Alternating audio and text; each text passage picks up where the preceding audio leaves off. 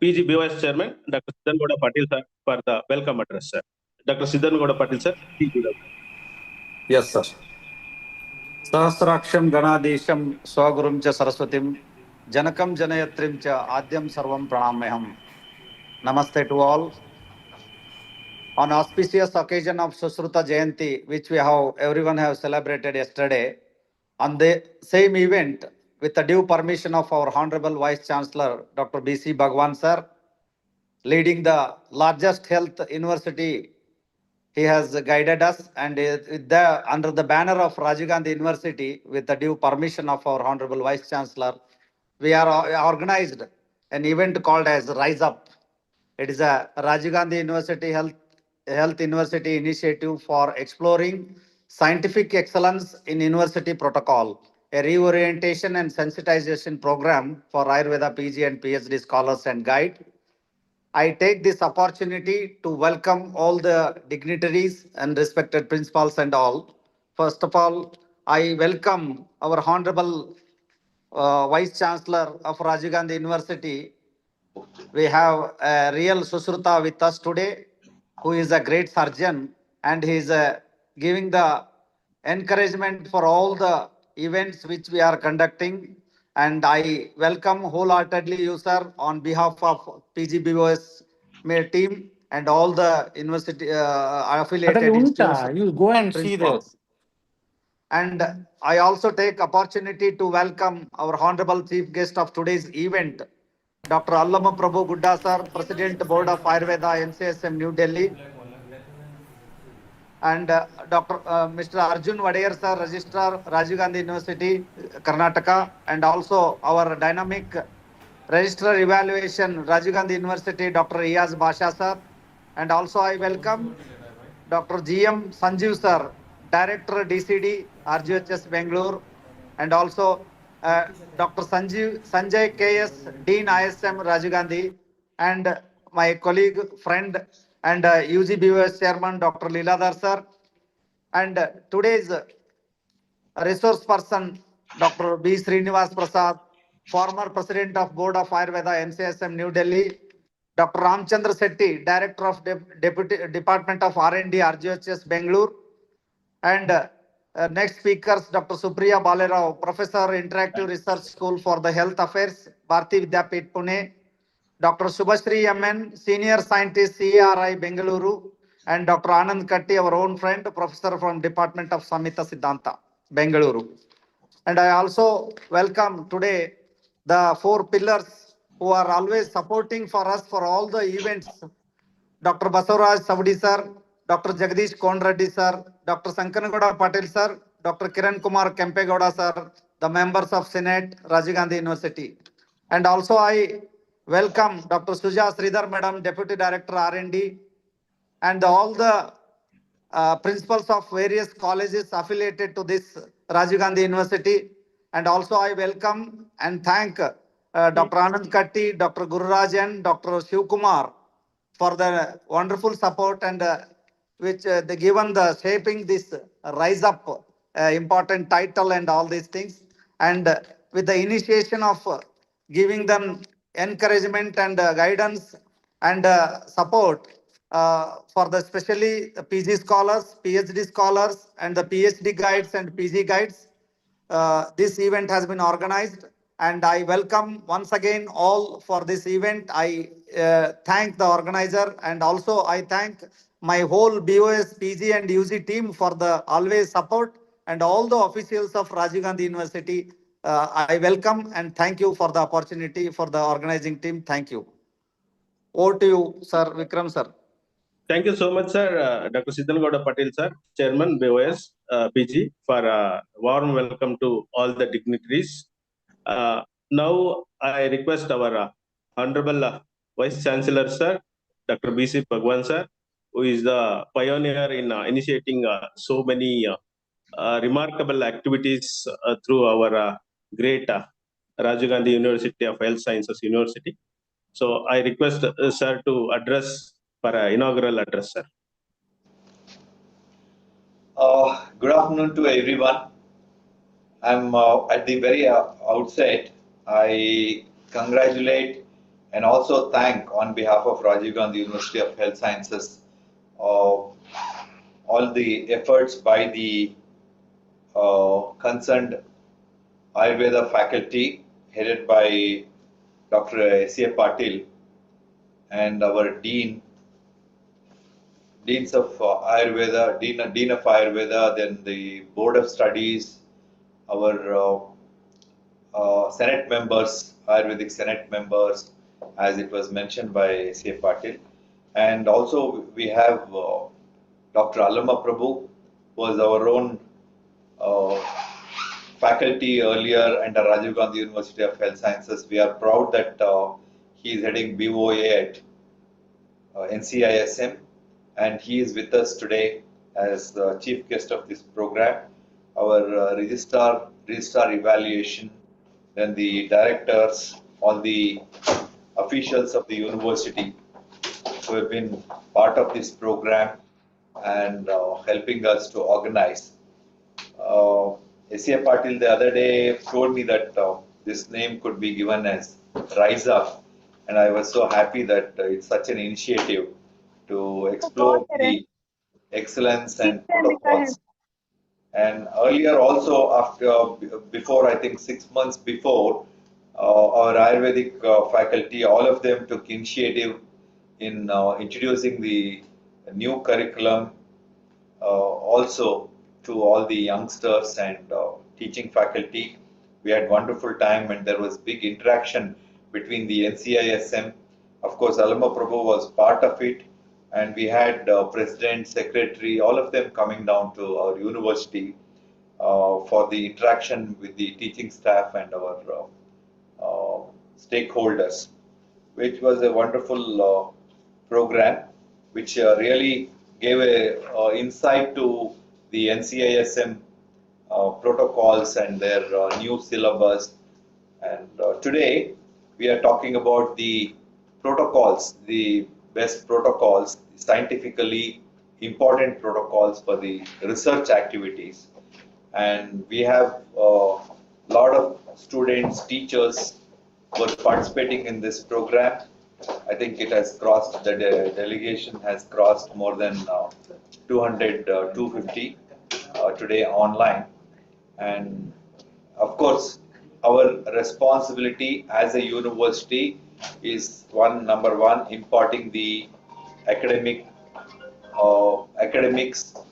for our students and giving orientation to our teachers to do well as far as the faculty is concerned.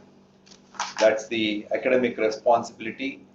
Along with that academic responsibility, we also have the responsibility to initiate and inculcate the culture of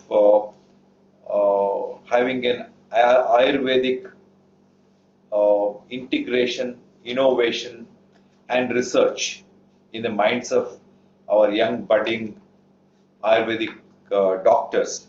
So that is the objective of today's program. The research, as you all know, it's the foundation of academic excellence and the driving force behind the innovation in healthcare. And in Ayurveda, we always talk about the ancient wisdom which our ancestors, great people who had. And now, of course, it has to be clubbed with the modern scientific methodology, modern scientific technologies and innovations.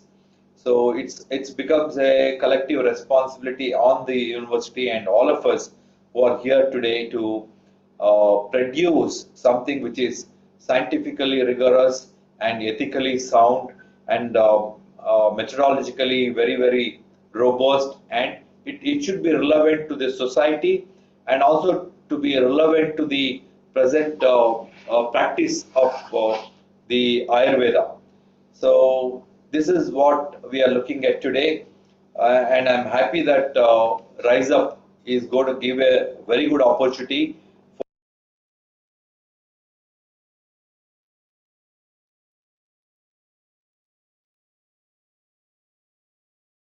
for and of course for the students. objectives are drawn as I see from your desk. Number one is to reorient the people about research protocol, and number two is to give a scientifically sound and ethically compliant proposals, research proposals, and of course, it is going to enhance the capabilities of the scholars in bringing out the a design which is very feasible and also which will be innovative, and it should be impactful. So that opportunity is one of the objectives here. And of course, we have to standardize the protocols among all the colleges here under Rajiv Gandhi University of Health Sciences, so that it's easily followed and it will be an equal responsibility and situation for all the students and teachers. And of course, we have to, as I mentioned, foster the culture of the integration and excellence in the research methodology.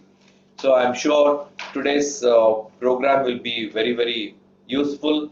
We have designed many sessions today, and I'm very confident that each session will be very useful under the guidance of Dr. Allama Prabhu and all the scholars who are there, and students and the teachers will be definitely benefited with this, and the purpose will be served. And as I mentioned, from the university side, I congratulate all the BOS members, the deans, BOS chairman of both UG and PG, and of course it's important for the postgraduates, this course, and also our research scholars who are present today, and resourceful persons who are going to talk about it. Dr. Patil and Anand Katti probably will be speaking on that, and other people who are going to be participating in this.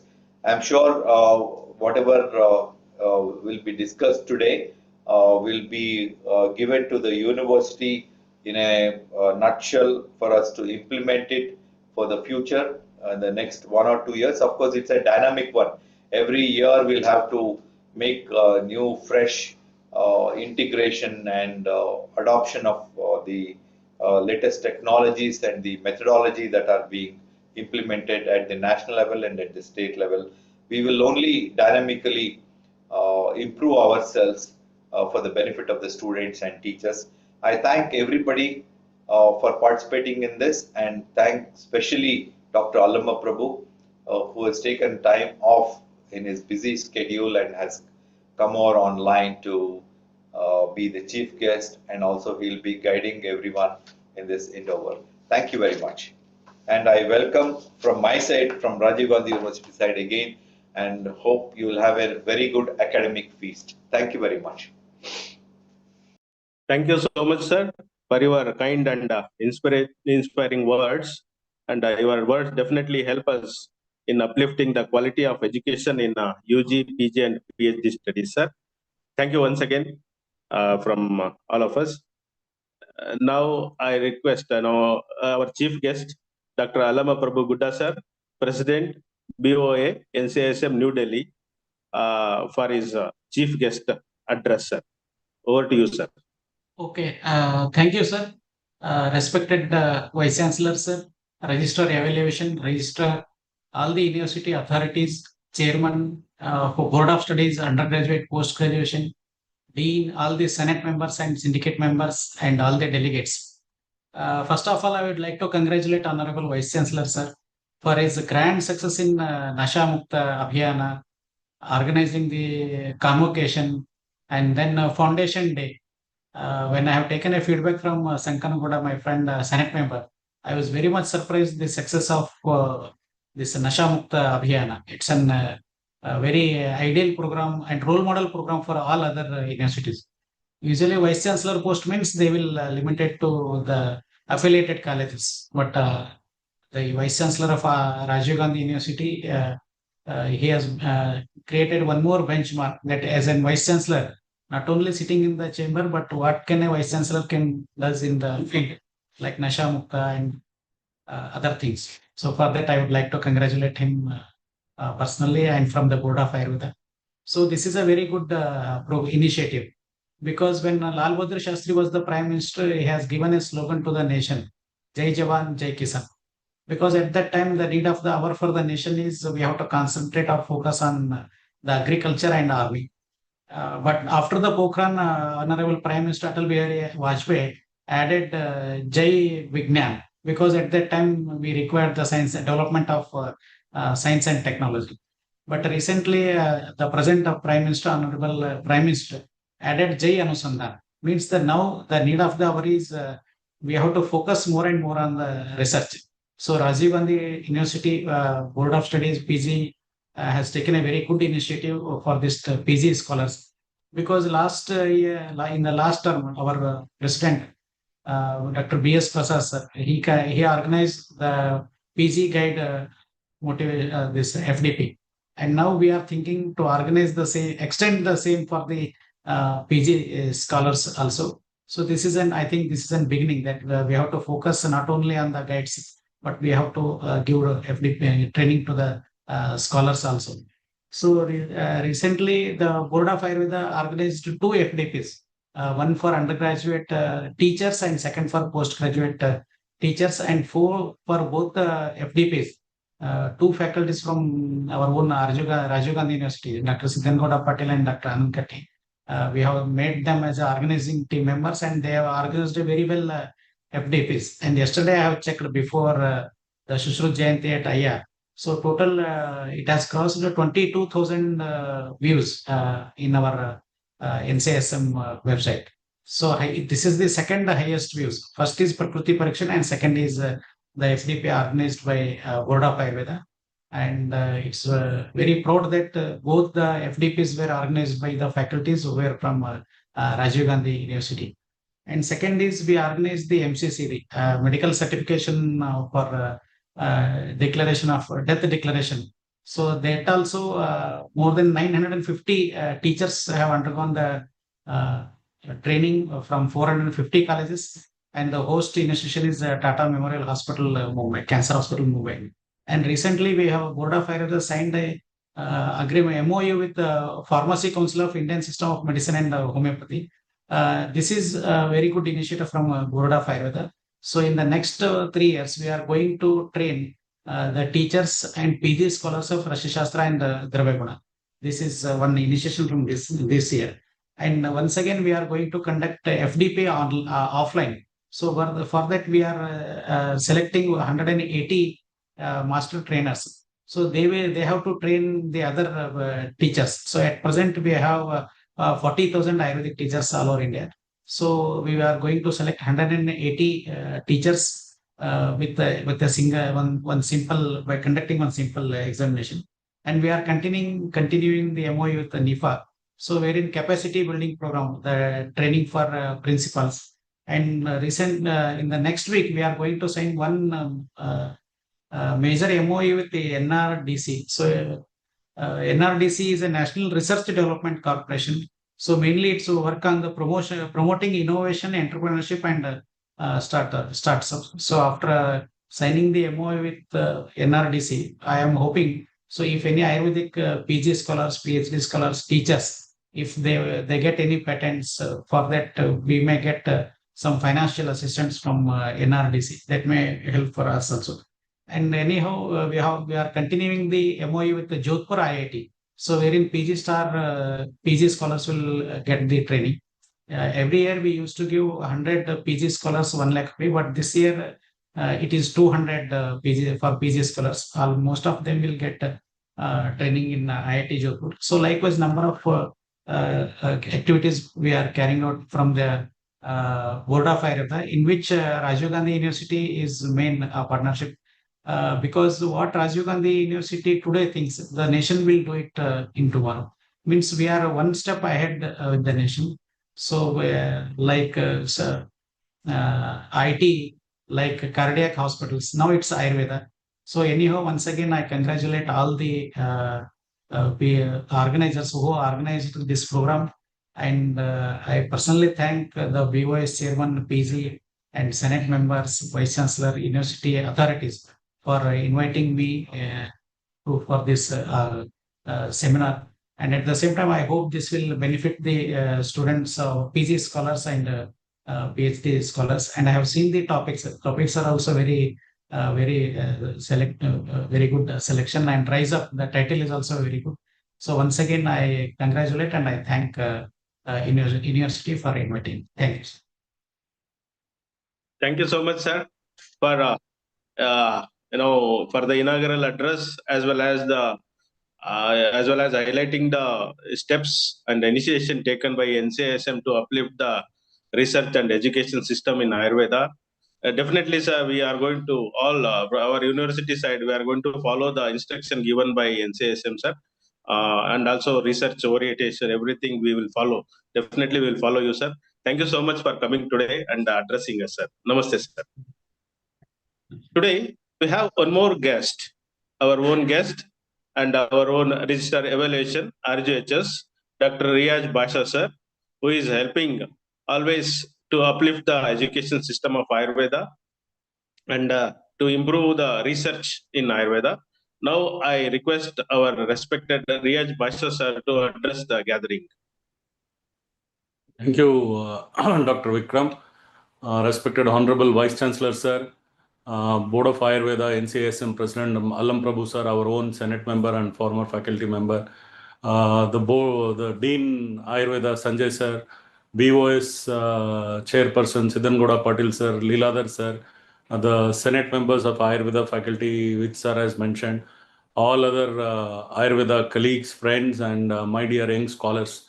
So I think a lot has been spoken by my earlier two predecessors, speakers, and then we are just shooting out of time with regards to the inaugural ceremony. Without taking much of your time, I would like to just say this is a very good program which has been conceptualized by Board of Studies Chairperson, both PG and the Dean. As authority in the university with regards to the postgraduate assessments, we would like to bring to your notice that few key things which you need to keep in mind about the time schedule which needs to be followed. Hitherto, there were no proper guidelines. Now with the NCSM coming up with proper regulations of 2024 for PG, so you have a exam at the first 6 months, then you have exam at 1 year, and then you have exam at 3 years.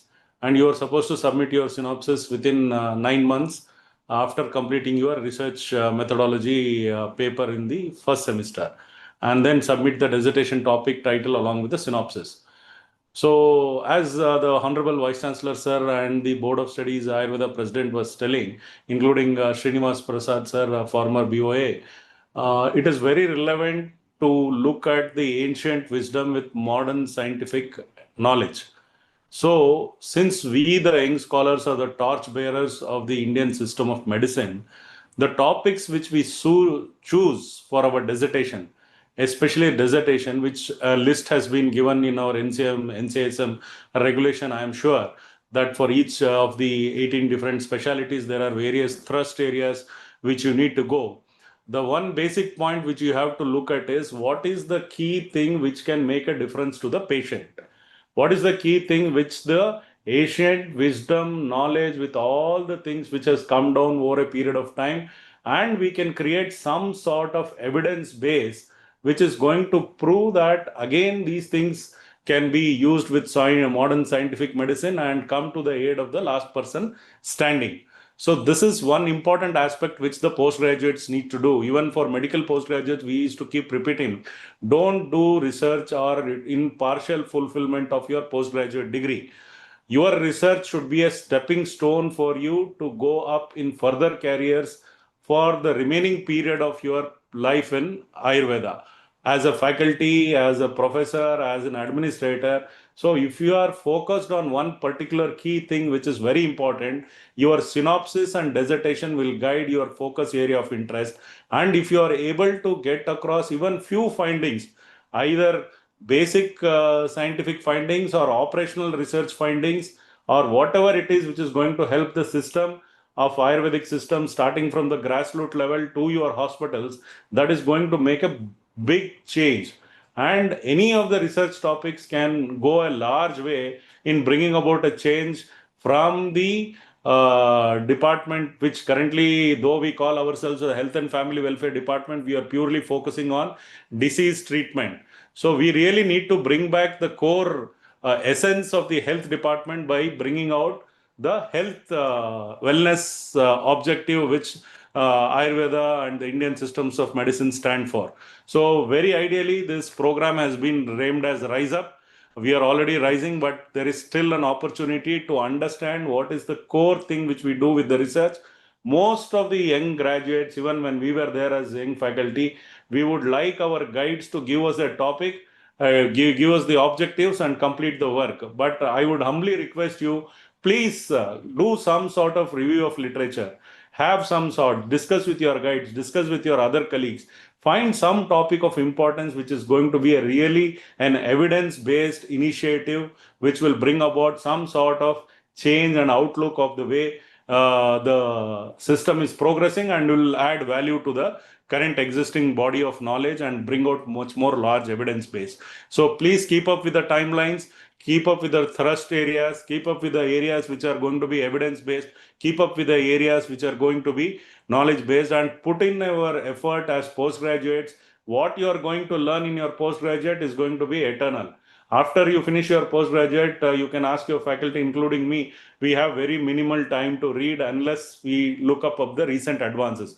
This is the time where you have to be purely focused, look at all the regulations, know all the regulations, know the timelines, and work on that so that you can really make that change. Instead of being partial fulfillment, you should have full fulfillment with your dissertation, which you are going to do as part of the requirement for your MD degree. So I thank the organizers, especially our Board of Studies Chairperson Siddhan Gowda sir, the Dean Sanjay sir, our speakers, esteemed speakers, my dear colleagues, friends who have been with us with the university, all the principals of Ayurveda and the young scholars here. Please make good utilization of the opportunities. The topics are very good, and the university is always under the able dynamic leadership of the Honorable Vice Chancellor. We are always willing to support any initiatives which is going to be required either by the faculty or the students with appropriate guidelines from the NCISM.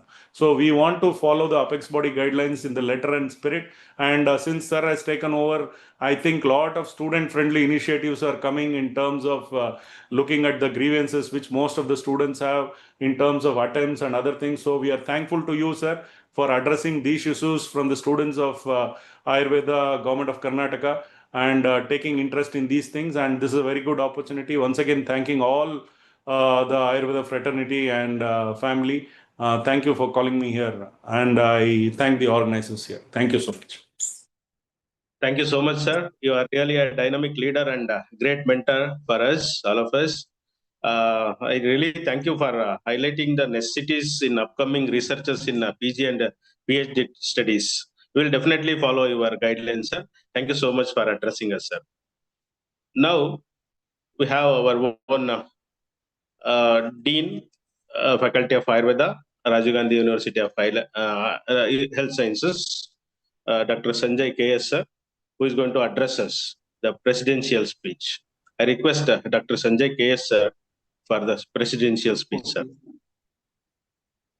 Honorable Vice Chancellor, sir, Dr. Bhagwan PC, sir, Board of Ayurveda Chairman, Dr. Alam Prabhu Gudda, sir, Registrar, sir, Registrar Evaluation, Senate members, Board of PG, Dr. Siddhan Gowda Patil, the Chairman of Board of PG, and Board of Studies, UG, Dr. Leeladhar, and all Board of Studies members, the principals, as well as the research scholars of Ayurveda PG, as well as the guides, and also the PhD scholars.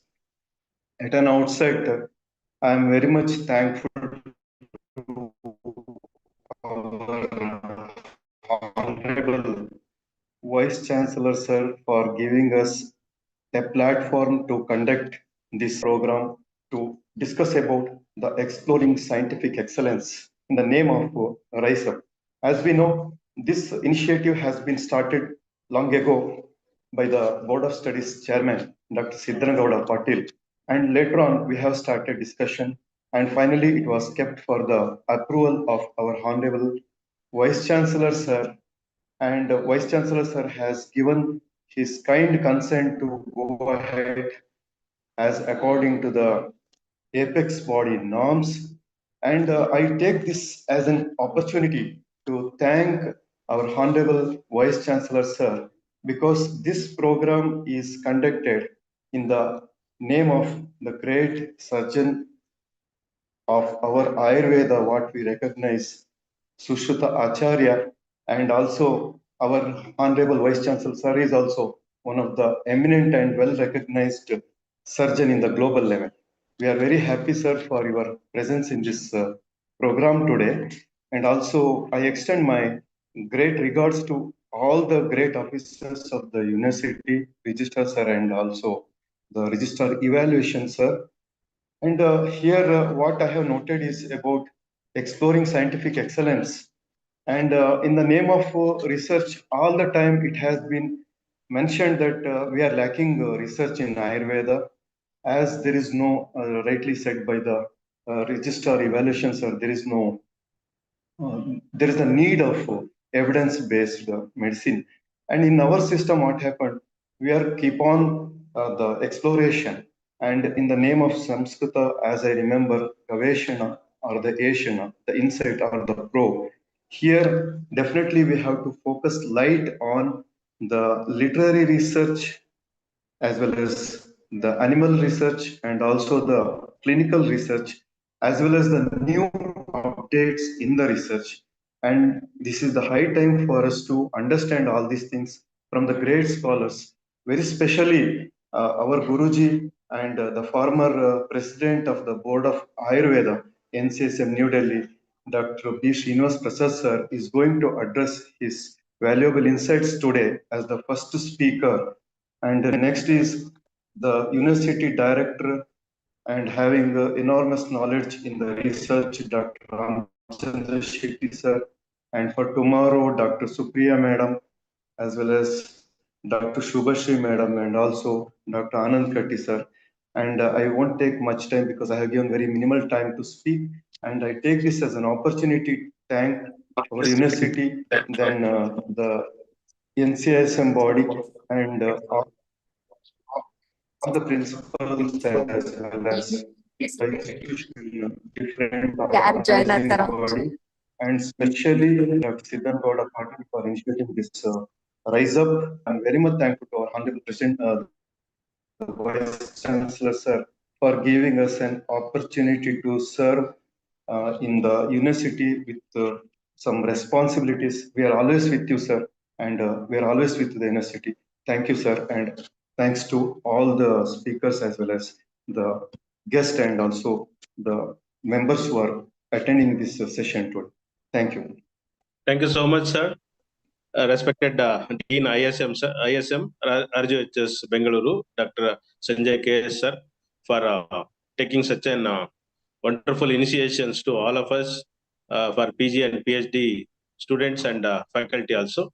And your support is always appreciated, and we will follow your guidelines, sir. Thank you so much, sir. Now it's the time for vote of thanks for all the dignitaries who are present on board today.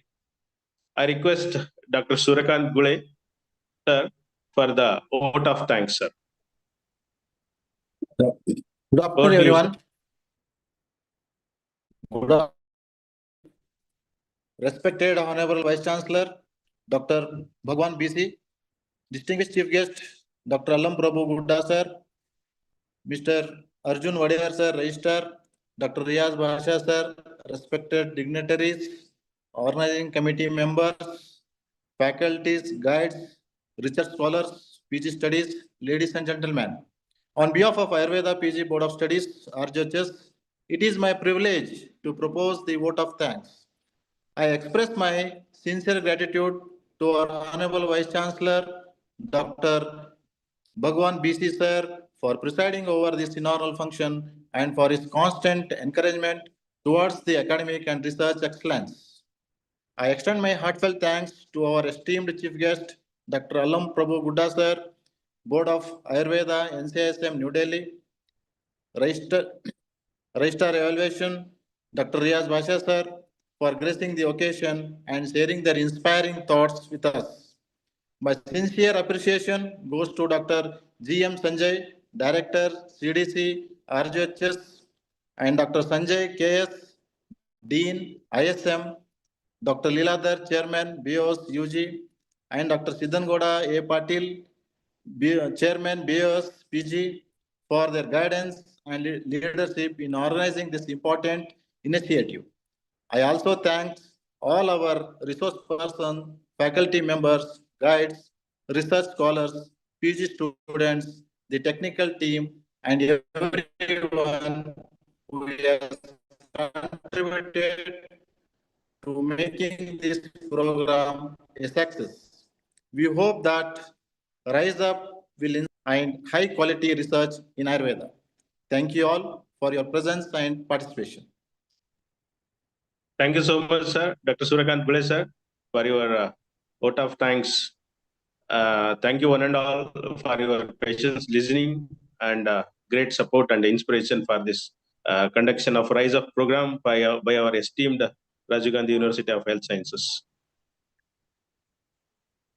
Now it's a time for a scheduled program, that is scientific program.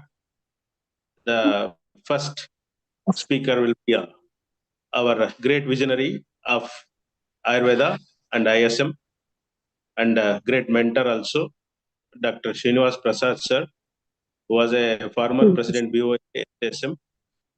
I request S.I. Patil sir to introduce our first speaker today, Dr. Srinivas Prasad sir. Over to you, sir. Good afternoon. I think it's a great opportunity to introduce a very popular and esteemed speaker, as popular as Dr. B.S. Prasad sir. Professor Dr. Buduru Srinivas Prasad sir. Sir is having 30 years of multifaceted contribution in Ayurveda, including the clinical practice, education, administration, research, and policy making. So he has been initiated Ayurveda in World Health Organization also. Sir is qualified, educated PhD in the Gujarat Ayurveda University, Jamnagar. Sir is national-wide popular as president of Board of Ayurveda in CISM New Delhi. Member in the various committee in National Education Policy, NAC, Planning Commission, Niti Aayog, CSIR, CCIM, Ministry of Ayush, and many other. Basically, worked as a lecturer, associate professor, professor, principal, dean, director at Alwaz Ayurveda Medical College, Murubidri, STM College of Ayurveda and Hospital, Hassan, KLE BMK Ayurveda Mahavidyalaya, Belagavi.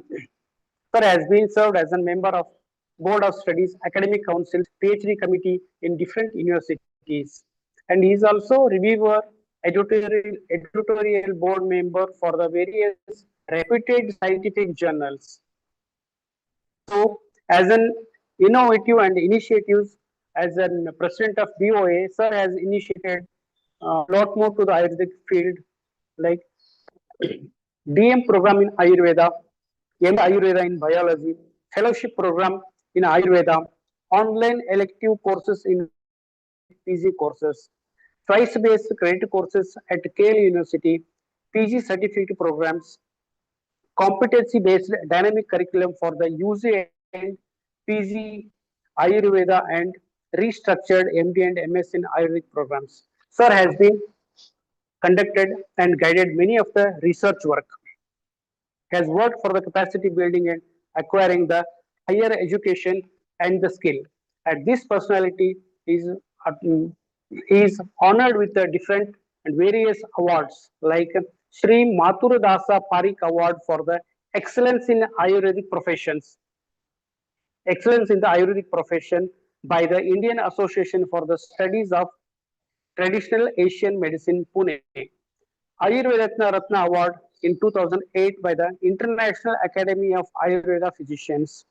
Teacher of the Teachers Award in the 2014 by the KLE University. Ayurveda Shri Samman by the Vishwa Ayurveda Mission 2013, Best Teacher Award in 2012 and 13 by the KL University, Best Scientist Award for the year of 2018 by the KL University, received the appreciation certificate by the Sri Prataparao Jadhav, Honorable Minister of Ayush in 2025 for the contributing towards achieving the Guinness World Record in the Ayush sector. And Sir has guided theses in PhD for 6 and around more than 26 theses for the MD courses. And Sir has been published and contributed different chapters in the as in books and the authorities. And Sir has been published more than 90 in research publications and more than 20 in other publications. Yes, Sir has been a resource person, chairperson, keynote address, guest speaker, more than 200.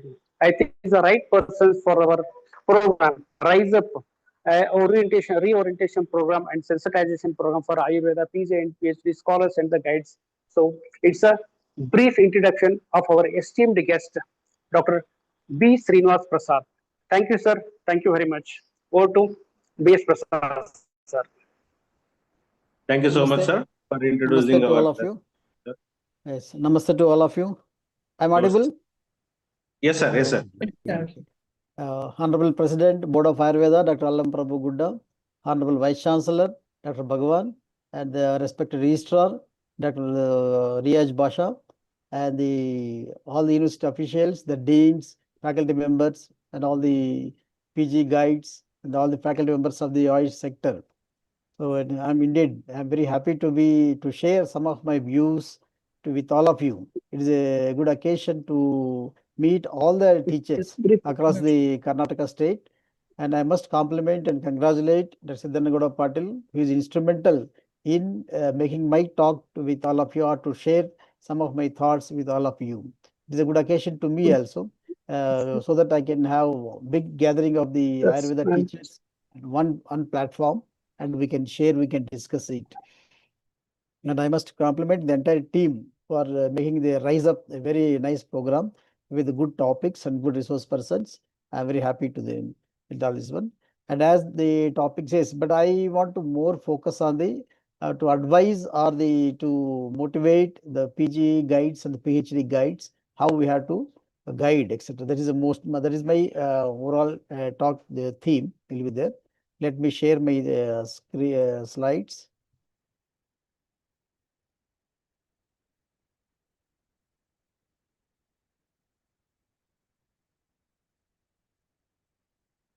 Yes, I think they're visible.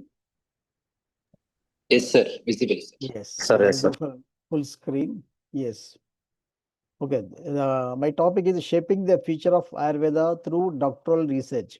Anyway, as I told, I'll be talking or addressing more towards the PG guides or PhD guides, how to guide or how to take up the research forward. And when you look after the entire research network in our India, in institutions or the research organizations, we have GCTM, there is a Global Center for the Traditional Medicine, and research councils, there is CCRAS, and then the national institutions, maybe institutes of national importance, that is Jamnagar, ITRA, and the national institutes, NIA Jaipur, All India Institute of Delhi, Goa, and then Shillong, there are many institutes are there. And then we have universities. Universities may be in the central universities, state universities, deemed universities, private universities, all sorts of universities are there. And then I have the institutions of higher education. There are many postgraduate institutes are there which are conducting higher education. And then pharmacopoeic commission.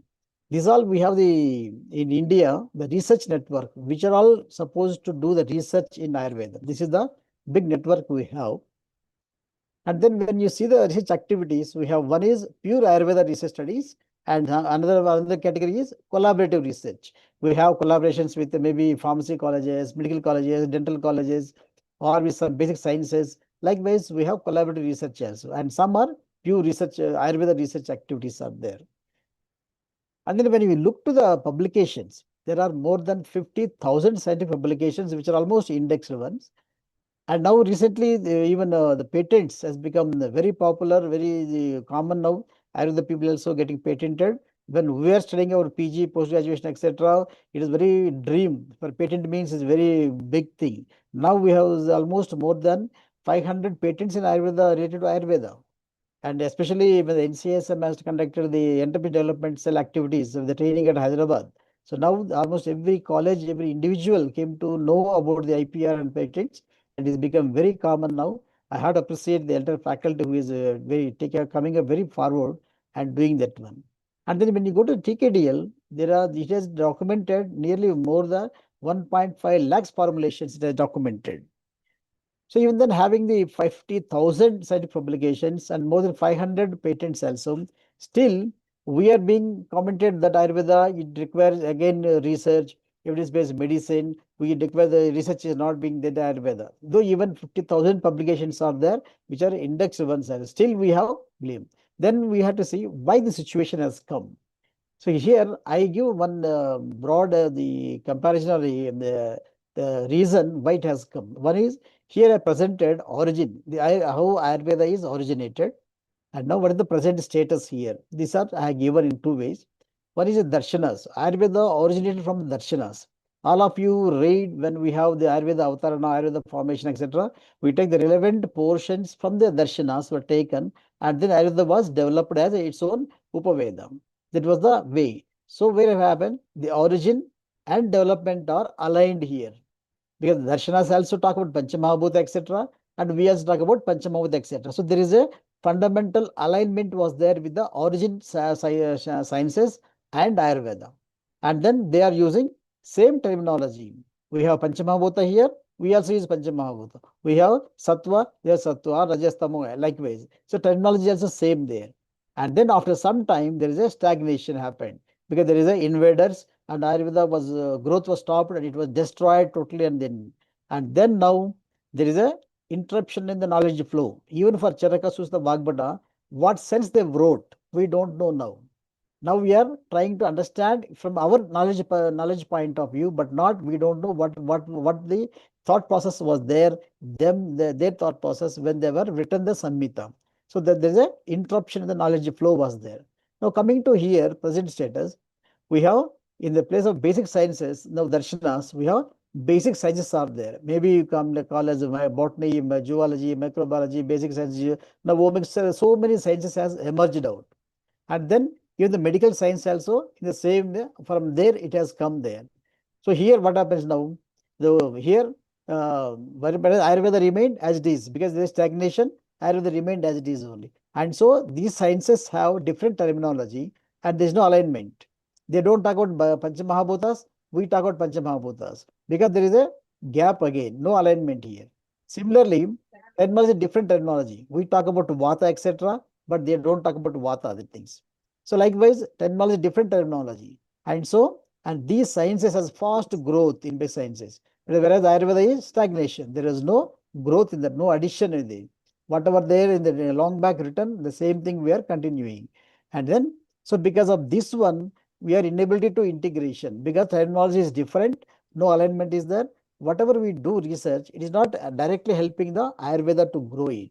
We may take the lipid profile, for example. It will help for the modern science to understand, okay, this drug will help to the lipid profile. But whereas we talk about Medo Dhatu, something else, etc., we will not able to improvise ourselves as such. Our science is not growing because of this non-alignment of the basic sciences and the different terminology. There is a main issue there.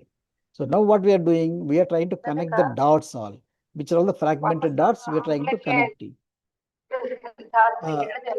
Others can please mute their mics. So then now the issues is, because of all these issues, we have lack of vertical growth of specialties. Though we say 18 specialties are there, but each specialty has not grown up vertically. And then at the end of the day, we say MD Ayurveda. So there is no specialties are not grown, not identified in the society also. And then lack of diagnostic precision. We have several types of the diagnostic. Once we have diagnostic condition, then again Vataja, Pittaja, Kaphaja, like some Bheda Avastha there. We are unable to diagnose to the Bhedavastha level because we lost the precision there. And then rubber stamp prescriptions. Many times we say this is Vata Vyadhi, this is Twakroga, this is with something else disease. We have rubber stamp treatment, Tamaka Swasa, rubber stamp treatment. So this is the practice, this is big practice there. Students copy the prescription given by the teacher and use the same prescriptions everywhere. By luck, it may work out. Sometimes it may not work it out, but we don't have the rationality is missing there. And then lack of suitable technology. Though we have very long way we have come out, still we don't have our own diagnostic technology. Because Ayurveda told examination of the even the saliva, examination of the pus, examination of the semen, examination of urine, examination of fecal matter, everything Ayurveda told. But we could not, the present W technology is not able to give the parameters what Ayurveda told. So we don't have our own technology for diagnostic technology. Similarly, therapeutic, even for a Basti Ardha Chikitsa, but you don't have suitable Basti equipment even till today. The surgical instruments, the same problem. Paramedic, pharmaceutical, what Surasa we have, what Kalka we have, what of the other classical formulations. For that, we don't have the proper, the suitable pharmaceutical technology. Then educational technology. Now we can see the three-dimensional pictures, etc. And for the so many videos or other things, simulations, etc. there. If we come to Ayurveda, even for Dhatu Poshan Nyaya, we had hypothetically tell it. We don't have to visualize something technology. And then AI applications. AI is coming up in a very bigger way. Still, we are unable to step it out now. We have to look after. And then non-availability of medicines in newer dosage forms. Same thing we have you. We take 16 types of water, then reduce to 1/4 and then take it out. Now imagine the present busy world. How many people can do it every day? Like this is the examples. Inability to add new drugs. Very long back, the Nighantus has written there. Later on, we were unable to add a new drug in that one. Or clarify controversies. Maybe people understand Virya, whether Vishna Sita. So whatever, likewise, there are some controversies are there. We are unable to, not able to clarify. These are examples I am telling here. Then now with the, when you have one side, these problems are there. In another side, expected changes in the medical system and practices. In the coming future, what is going to happen? Boundaryless and multidisciplinary systems are going to come. And then one world, one healthcare system. We are going to have it. And then Dr. Prakash Hegde, can you mute your mic? Dr. Prakash, can you mute your mic?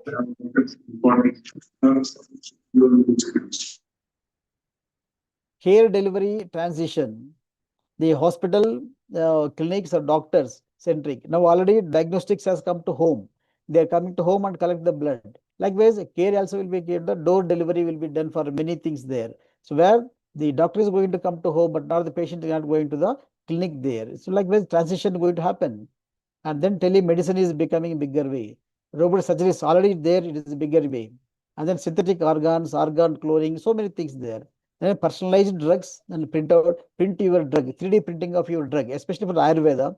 When you had individual combinations, we are having the mixing of the powders there. So that way, here these are very good now.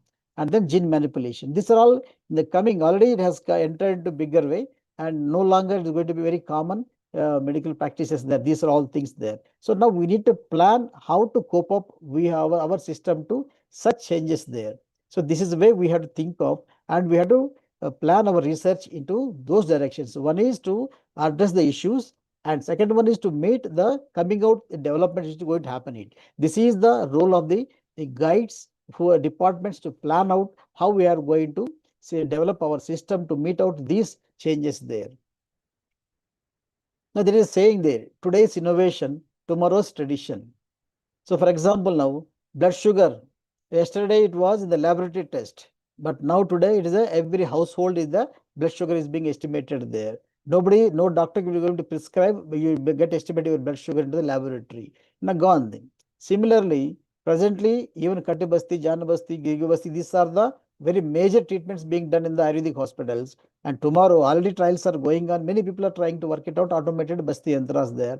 Once they are successful and patients are going to perform these procedures in the home itself, no longer they are going to come to us. Then we have to plan now itself what we have to do, what is our next level of. For example, blood sugar gone from the whole laboratory to the homes, they developed the HbA1c. For HbA1c, patient has to come to laboratory now. Likewise, if cardiopathy gone to homes, what we have to do ourselves? So we have to think in that direction, and we have to prepare ourselves for the next level of changes, what is happening. So only I'm telling today's innovation, tomorrow's tradition. What to need? What is the need? Now, the translational research, collaborative research, longitudinal research. These are three principles I always advise. So translational research, whatever research you are planning, you should have to translate into a product, some material, something else. It has to be translated into that one, not a bounded thesis. And then collaborative research. Alone, you cannot do it. Simple example of the mobile you take. Mobile, so SIM card will be prepared somebody, the screen somebody, frame somebody, there is a battery somebody prepared. But everyone collaboration, it will become efficient. Mobile, we are able to operate by your hands, you are going to operate it. And they can even tower somebody, signal somebody. Likewise, there are many units are collaborating and we are getting a very efficient mobile in our hands. Similar way, we have to think of collaborative. We are missing in the collaborative research in our, including interdepartmental also we never think of. By I only can do it, I only can do it. So this we have to leave and we have to come out for the collaborative, either interdepartmental, interdiscipline, multidiscipline, interdisciplinary. We have to think of all collaborative activities. And then longitudinal. So very long-term research plan we have to have it. Then only we'll going to get it the mastery in the man, and there will be innovations in the research there. Now when you see here, we have talking about now academic research now. The PG dissertations are, though the Riyaj mentioned the point of view, quality of research only, but it is a, as a rule, it is a partial fulfillment for the research.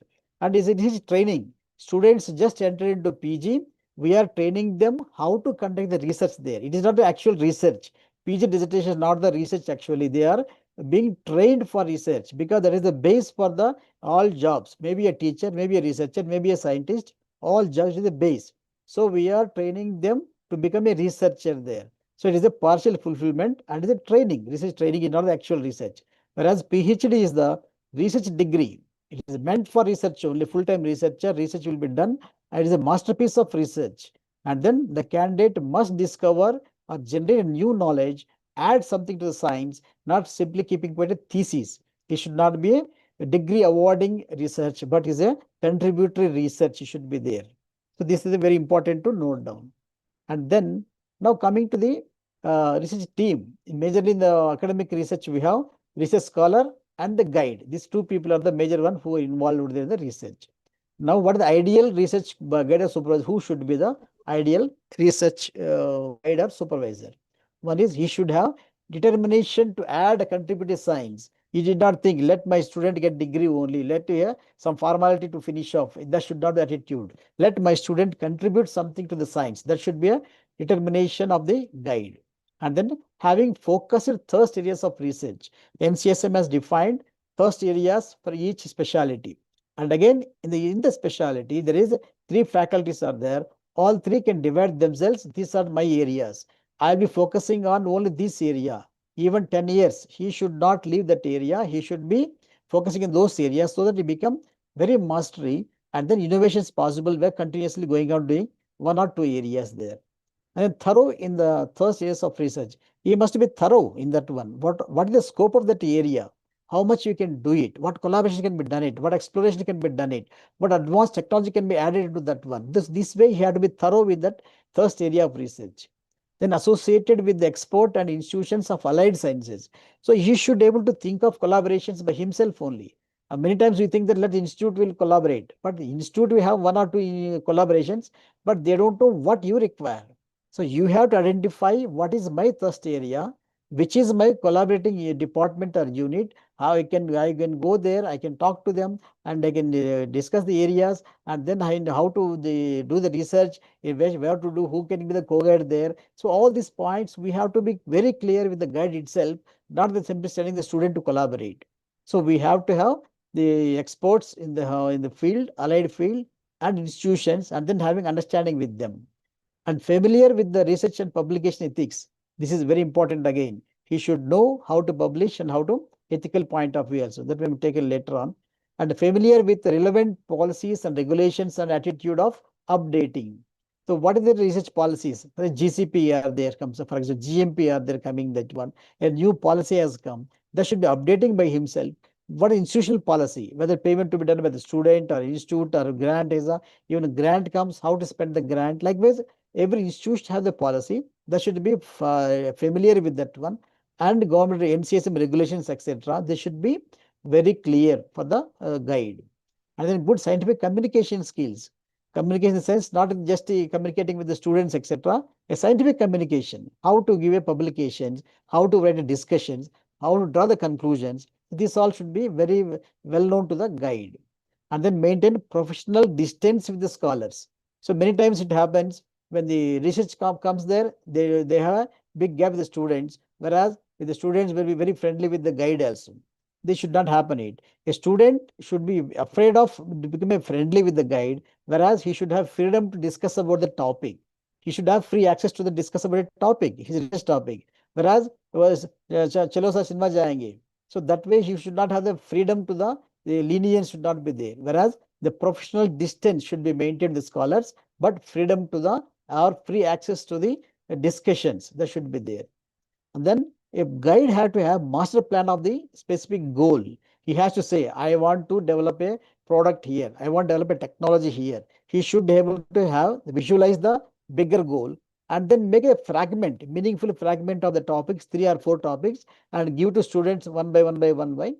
And maybe 3 or 4 students research activity completed, he could have got the bigger goal will be achieved there.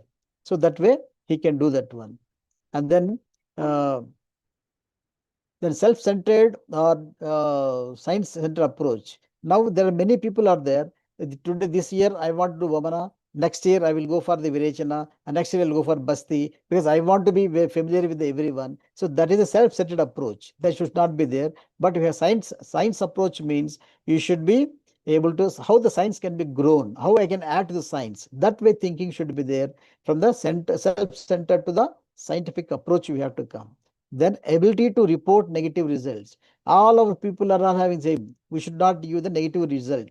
We have to give positive only. So that should not happen. We will be able to report negative results also. It's very important there. One other person should not waste his time and money in that one. So we have to report negative results appropriately. This is very important there. So these are the ideal guides. There's few of the things. Ultimately, the research guide supervisor shape the researcher as well as the research work. So that contribute to the growth of the science. The research guides are incompetent, then the student also will be incompetent. He can't get the guidance and the work will not be a good quality and the science will not grow it. So the research guides are so important. They should be very precise, very knowledgeable, very skillful. Then only they can guide it and the research will help for the science to grow it. Now, when we take up the broadly, the research have planning, execution, and translation. So these 3 points I'll tell now: planning, execution, translation only. Now, coming to institutional role in the research, institute should develop a policy of and orient them in the appropriately. Now, NCSM has told they should be oriented in the Samskara program. Dr. Prakash Hegde, Dr. Prakash, can you mute your mic? Dr. Prakash, can you mute your mic? So institutional research policy and orientation to the concern. So institute should have how to utilize the institutional resources. Suppose you have a research facility out there, how to use it, whom to contact it, whether to pay payment to be done or not is free or concession rate, etc. It should be very clear. Then admission patients. If there are clinical students are there, they have admit a patient. They have to perform a surgery. When surgeries, patient admission charges, where to admit the patient, where are there any research beds are there, where to admit the patient, if they admitted, what are the charges to be paid, who has to bear the charges. This should be very clear in the institution. The student should be able to clear. Then medicine dispensing, where to give. Medicines are going to keep in the regular dispensary or there will be a separate dispensary for it, and how the medicine charges are going to be collected or free. Ideally should be free only, should not charge for the research point of view. But there are many institutes that charge, which is unethical and illegal also. Anyway, the utilization of collaborative facilities and charges. Whether you have a collaboration with some organization, whether they have to be on payment basis or whom to approach there, how to go there, who had to recommend that one. These all should be very clear again. and then interdepartmental cooperation. Suppose a student taken a formulation and then he had to have the clinical study, and then with the RSBK department he had to have cooperation. They can prepare it under the guidance of the experts, that one, and then he can be given the patients there. Likewise, they should have cooperation interdepartmental. Otherwise, the same student going and preparing medicine, same is going and dispensing, same doing the quality control test, etc. is not correct. Student has to perform, but the respective departments has to be there. Then what the institute has to organize interdepartmental meetings before selection of the topics. For example, now RSBK department has prepared some formulation. It has to be clinical validation required there. So it will be given to the clinical departments there. I suppose the surgery department wants some instrumentation. It will be given to some other department to develop the instrument. Likewise, this way it has to be done. A interdepartmental meeting should be organized by the institution so that we will know the needs and what already they have done it and how to take it forward there. So then only you'll have translation research can be possible there. Otherwise, all are fragmented research. There is no coordination. And then each department has to conduct a brainstorming session for the thirst areas. What is meant by thirst area?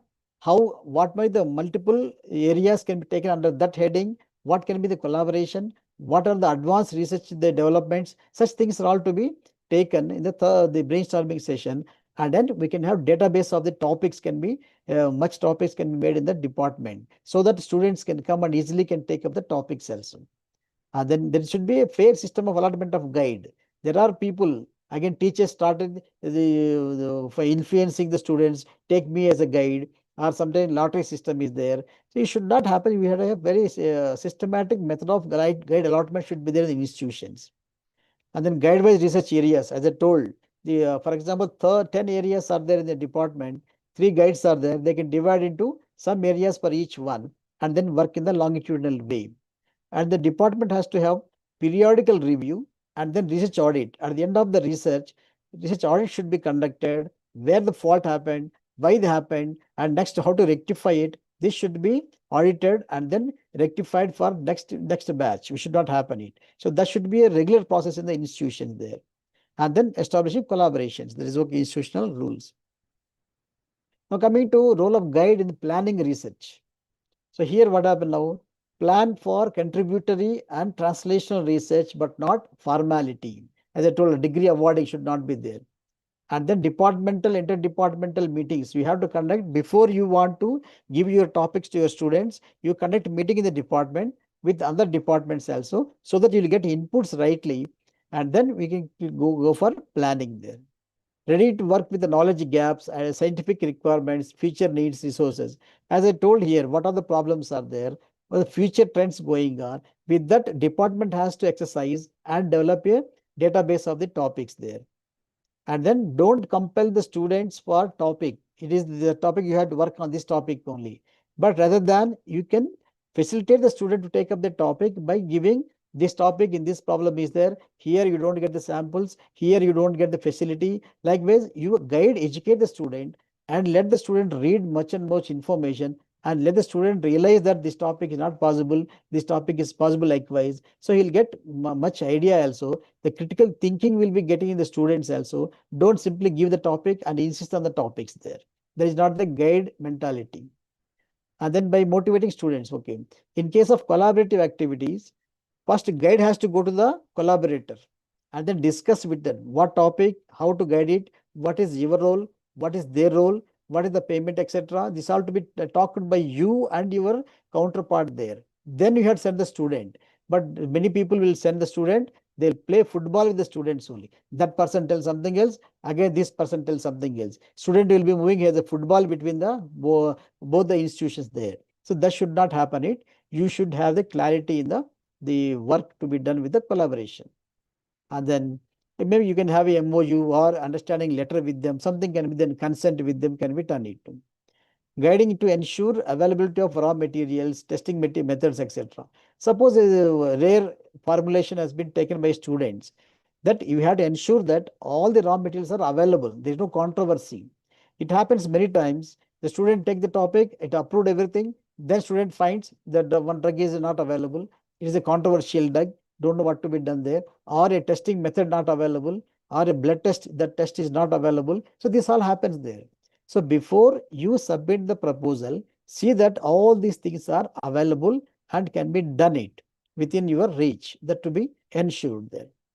And then simple adopting modern parameters will not be a research purpose. We have to explore our principles there. Now, few examples I'll be telling here, what all the important areas there. I think already late, we are already late. Dr. Sidhu Patel, how much time can I take? Sir, Yes, because we are already late now. yeah, How sir, much yeah, sir. time? Yeah, sir. Now it is Maybe 10 more minutes, no? okay? 10 more or 15 minutes. Just I think time. Now 3:51. 3:51. Up to 4, Ah. please, sir. Okay, 10 minutes Yes, then, sir. okay. Yes, sir. Please, Anyway, sir. then Please. these I'll run through it. Okay, now for example, Yes. literary, critical editions we don't have till now. That is one of the areas. And Panchamahabhutas, still we are not able to explain what Panchamahabhutas are there. We show earth, sky, water, etc. But it is not. We ourselves say is very subtle, but we show very bigger one, gross one we say, and we don't have application at all totally. So likewise, we have to think of such areas. Even doshas we not have clarity. So then microbiome, new concept, we had to work in the microbiome. So these are the few of the areas. As time is not there, I am not discussing, I will running fast. And then drug research, all of you know it. Even now mercury is a big problem. And now gold became very costly. Or earlier from mercury we are making gold. Now we have time to, from the gold we have to bring out reverse mercury actually. Likewise, Ashastra people has to think of how to sort out the mercury issue there.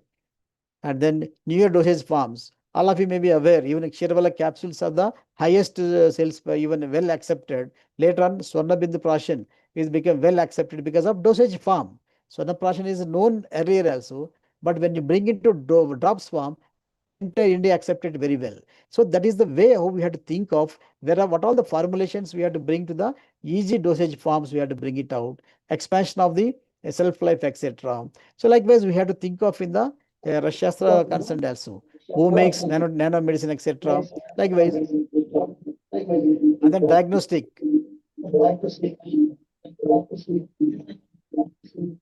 Who is somebody is talking there in between? Let them mute.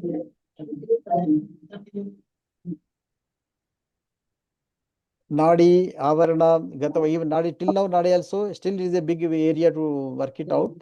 And then Rogi Bala, for example, all of you know it, how to define each factor of the Rogi Bala. But we don't know cumulative Rogi Bala, how much is there, how to work it out.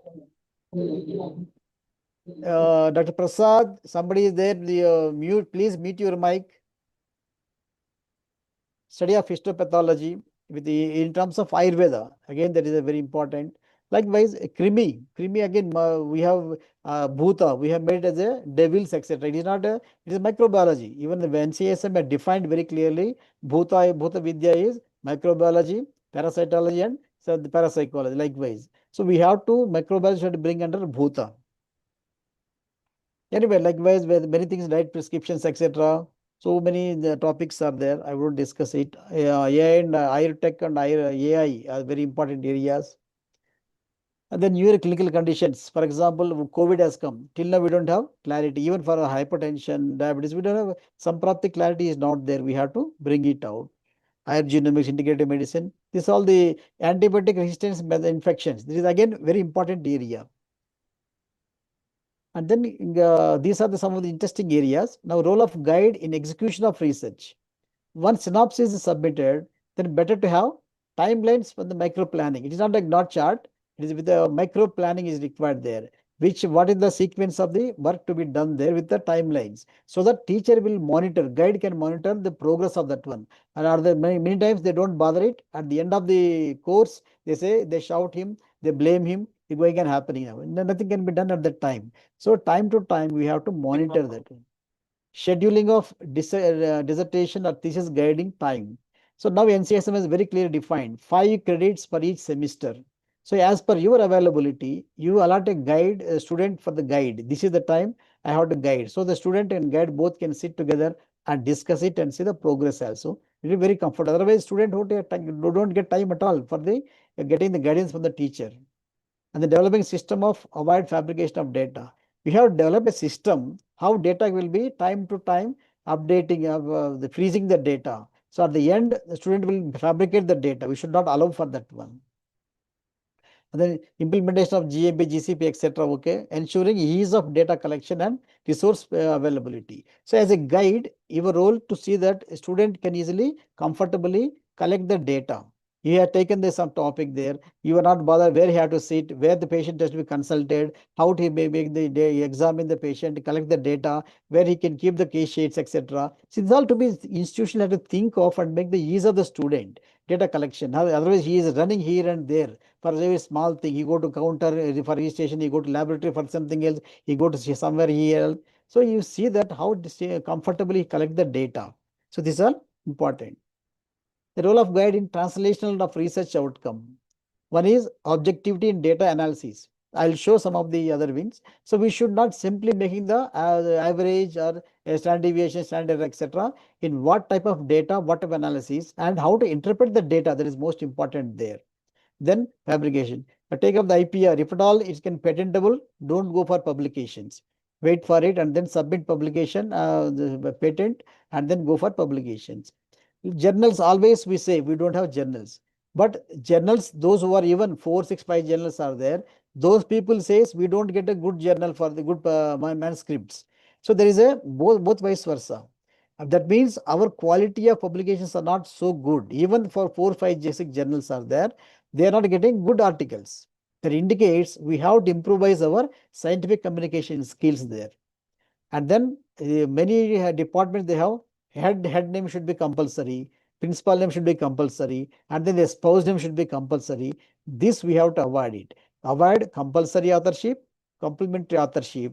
This, unless you have the legal right to say authorship, you have contributory, then only. Even the department paper, something else, you are not contributor, should not ask for the teacher student to keep your name there. That is illegal, unethical. Then encourage report and negative results, okay. And sometimes apart from the thesis, the students have, your department have huge data. Hospital data is there. This also can be utilized for publications there. One of the student was a punishment, I have given them to collect the case series and publish it. As academic punishment I have given. A student did a mistake. I could have made a fine for the student, but I told her, for you punishment is to publication. You go to hospital data, get the case series of this one, and go for publication. The student could able to publish the data. It is of her, not her data. Hospital data, we could able to publish it. Likewise, we can find out. Then quality standards. For example, here I am going to some of the results, how to analyze it. We have Grahya Lakshana, Siddhi Lakshana, Bhasma Parikshas are there. This all we neglect it. We go for only analysis. Now, for example, you see here, the Swarna Bhasma, there are 2 samples are there, SBS, SBJ. Here, gold estimation were done by ICP AES. Here, 48% gold, 60% gold is there in that one. Naturally, we prefer 64% gold is very good. When we read XRD pattern, it is 48% is amorphous form and for 64% is crystalline form. This is up to the modern technology. When it comes to Ayurveda, Siddhi Lakshanas, the rose petal color, the 48% which is giving, it is giving rose petal color, that is Siddhi Lakshana as per the classics. Whereas 64% one is not giving ash color, which is not the classical one. Now, which we have to select it now. When you show classical, we have to select 48%, which is amorphous form, with properly prepared bhasma. In crystalline form, it is a more of metallic content is there in that one only. So this way, we have to finally analyze the results and give appropriate discussions and conclusions appropriately. Similarly, now we see, I got the analyzed the cholesterol data of the 30 subjects who went for Vamana and Virechana or Vamana Karma. 30 subjects. The main difference is here 21.4. As we do all this one before and after 21.4, the cholesterol has difference has come reduced it. 21.4% reduced it. If you see the different analysis, now we see what I did here. I separated those who undergone Pravara Shuddhi, those who got Madhyama Shuddhi, those who got Avara Shuddhi. If you see here, Pravara Shuddhi people got 43 difference, mean difference is 43, they reduction by 43. Whereas Madhyama Shuddhi only 25. Avara Shuddhi 11 only with the difference there. And further, you can see what we get adverse effects. There is one subject who shown increase only by 9. And whereas in the Madhyama Shuddhi, there is the 4 subjects shown increase, 14 is the average. And in the Avara Shuddhi, 4 subjects shown, but 31 is the average now. You see here, it clearly indicates Shuddhi is very important to get the optimum results. When you analyze the data as per Ayurveda, then you get that clarity comes there.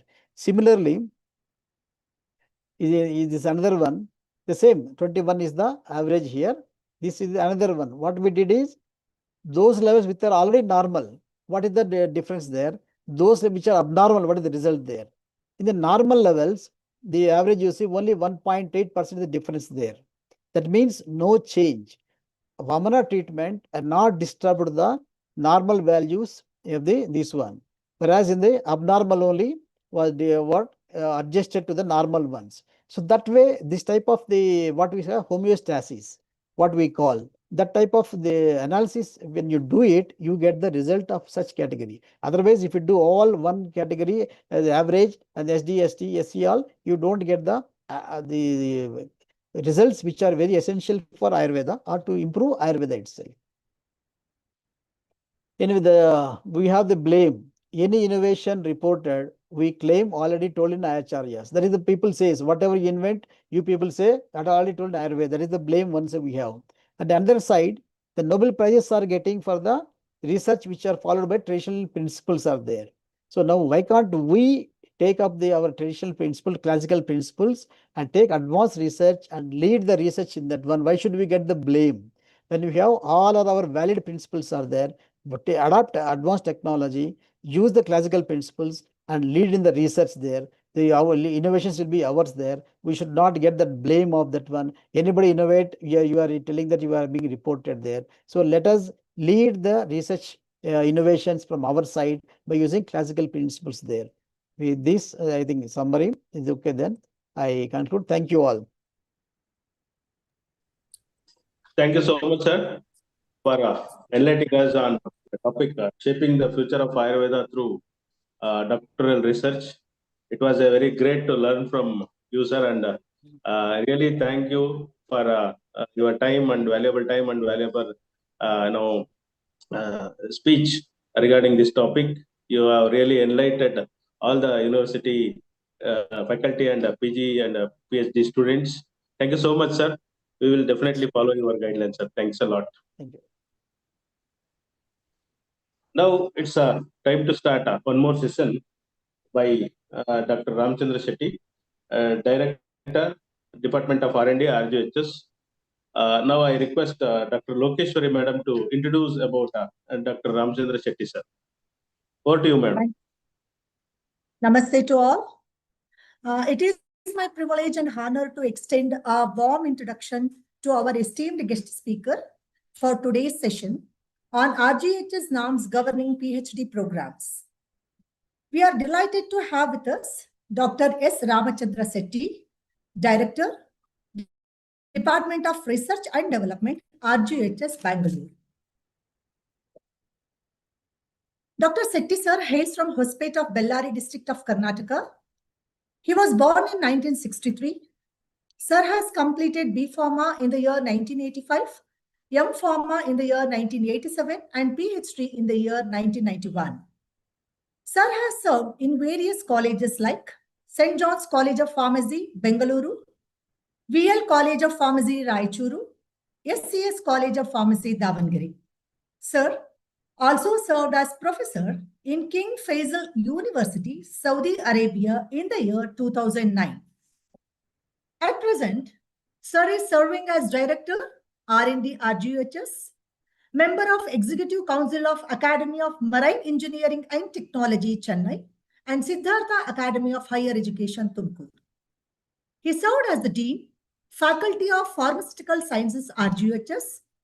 He served as the Chairman, Board of Studies Pharmacy, UG and PG, RGUHS.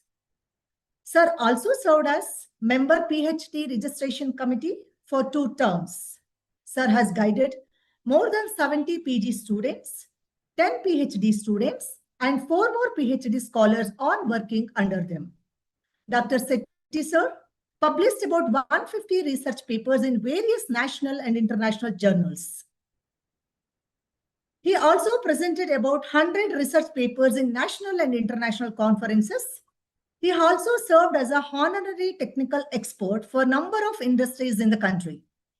Dr. Sethi sir also associated with socio-cultural organization, and the President of India nominated him as member of Executive Committee of Central University of Karnataka, Kalburgi.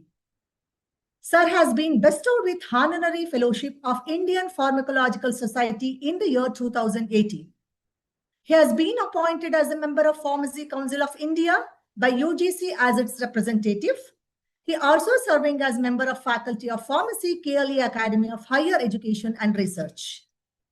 Now, on behalf of RGUHS and all participants present here, I extend heartfelt welcome to Dr. S. Ramachandra Sethi sir. Heartily welcome you, sir. Now I request sir to enlighten us on the important topic, RGUHS norms governing PhD programs. Over to you, sir.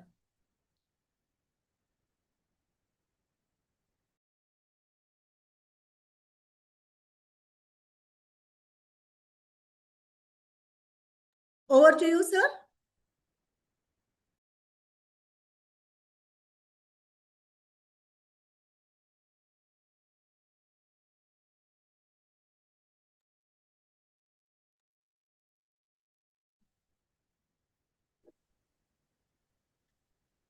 Over to Ramchandra Shetty, sir. Dr. Ramchandra Shetty, sir. Sir, namaste, sir.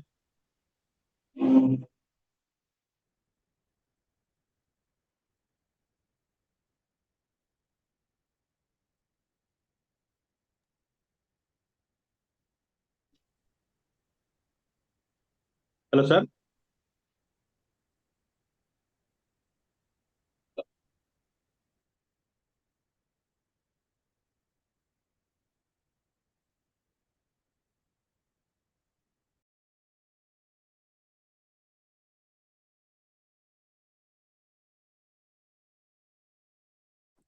Vikram sir, Sir. there is some technical error. Sir will be joining and we will be sharing that PPT. He has shared Yes, to sir. me. Yeah. Yes, sir.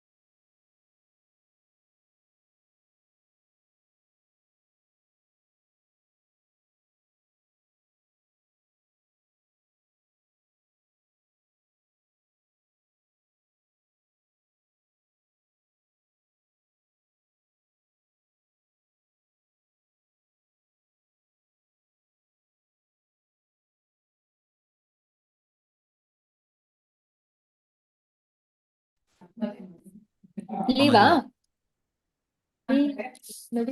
Why is on it? Put it on.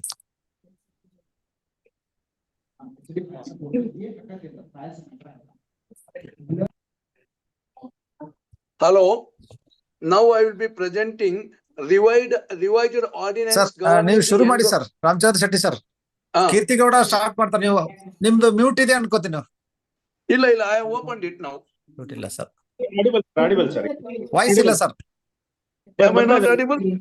Yeah, you are audible. Audible, sir. Am I audible now? Yes, sir. Yes, sir. Yes, sir. Sir, revised ordinance governing enrollment of candidates for research leading to PhD in various faculties of health sciences. But in today's talk, I will be concentrating more on Ayurvedic guidelines for Ayurvedic candidates and Ayurvedic institutions. This ordinance was notified on 7th February 2024. The ordinance came into effect from 24-25 academic year onwards. The main objective of this ordinance is the RGUHS is committed to promote research activities both in basic as well as the hello both basic activity hello nobody is useful. Basic, hello, some noise is there. Promote research activities both in basic and applied aspects of various faculties of health sciences, that including medical, dental, pharmacy, Ayush, nursing, etc., etc. The criteria for PhD program are: one is admission. For eligibility criteria for appearing for PhD entrance exams, norms for provisional registration for PhD programs, norms for appearing pre-PhD exams, eligibility criteria for teachers to get recognized as PhD guides, eligibility criteria for institutions to get recognized as research centers for offering PhD course, number of students can a recognized guide or supervise at a given time, norms for change of guide, norms for change of institutions, method of evaluation. Sir, ಕೇಳಿಸ್ತಾ ಇಲ್ವಾ ಇನ್ನು? Am I not heard? Yeah, sir, audible, sir. Audible, sir. Please, sir, go The ahead. candidates has to pass entrance examinations conducted by RGUHS with 50% and more marks. This is the change we made since 2 years. Earlier, it was 50 percentile. Now it has been changed as 50%. And the eligibility to take the PhD entrance examination is a postgraduate qualification in concerned specialization and concerned faculty. In case of Ayurvedic system of medicine,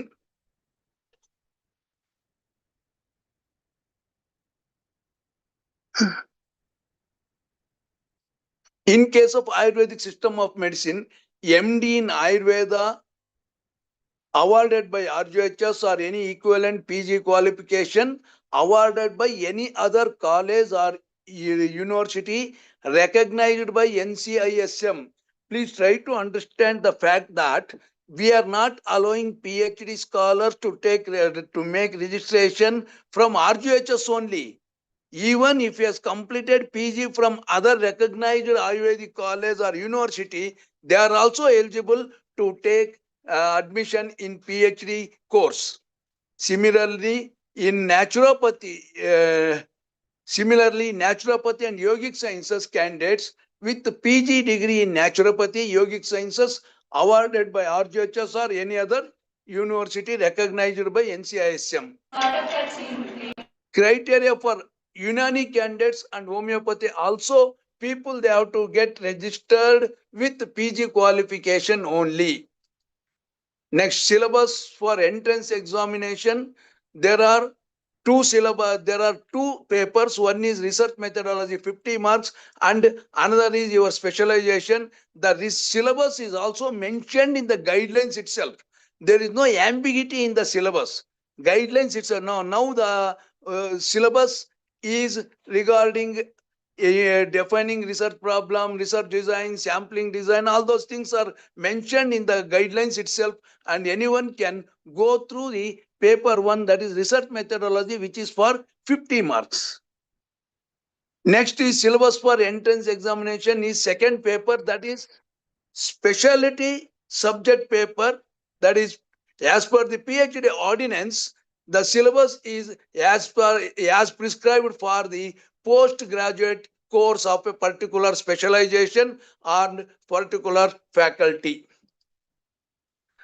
Procedure for provisional registration for PhD program. All the candidates intending to register for PhD program shall appear for the entrance examination conducted by the university. An entrance examination shall be qualifying test with qualifying marks of 50%. Again, one more, because this is more important. This shall be given effect with the approval of the Honorable Vice Chancellor. The exams consist, as I told you, 2 papers. And there shall be 8 questions with each questions carrying 10 marks.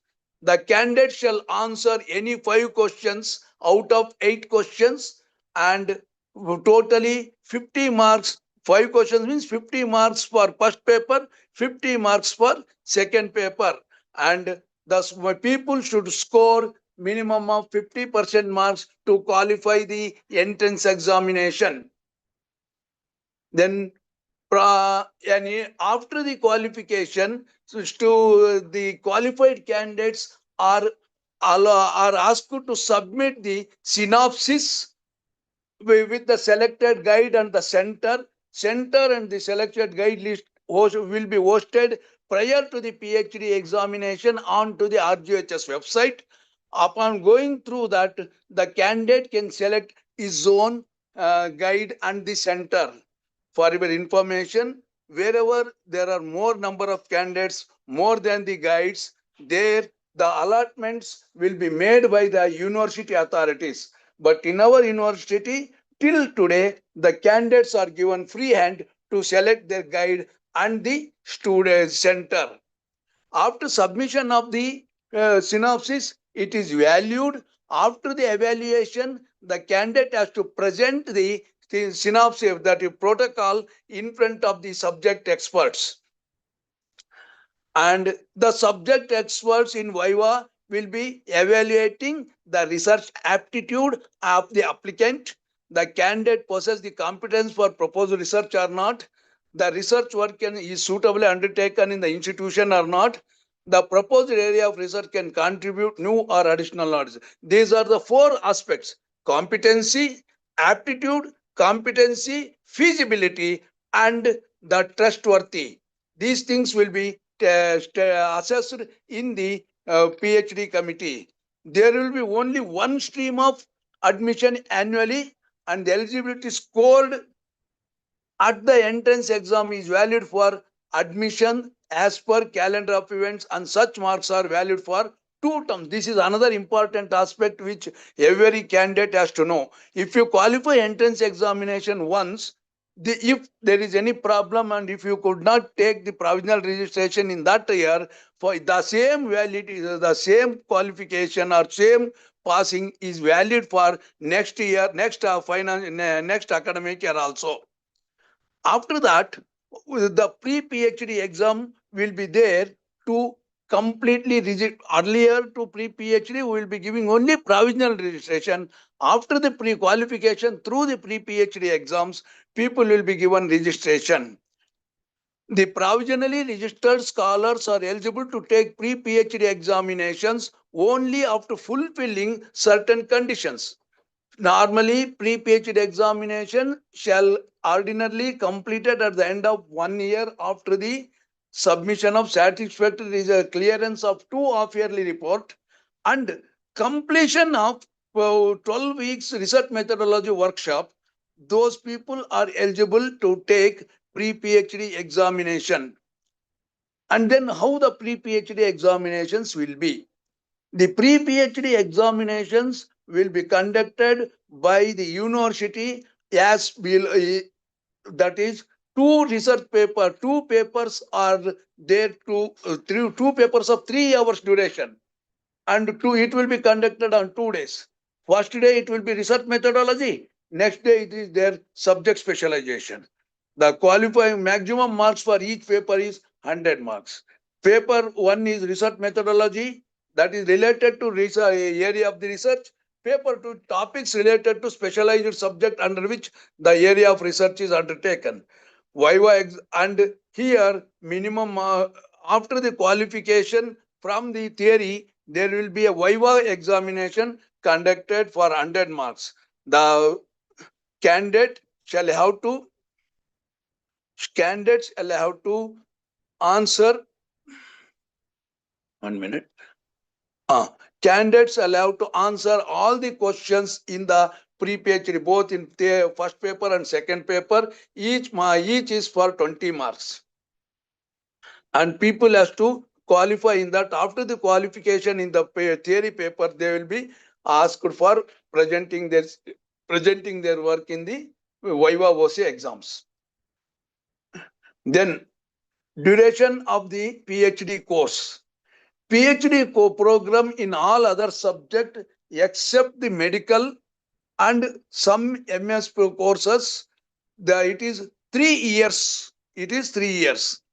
And part-time PhD, if the candidate, PhD guide and research department are in the same institution, the duration of part-time course is 4 years. Otherwise, if the candidate is at a different institution and guide and the research center are the same, then it is for 5 years. That means for 10 half-yearly reports needs to be submitted before the final synopsis.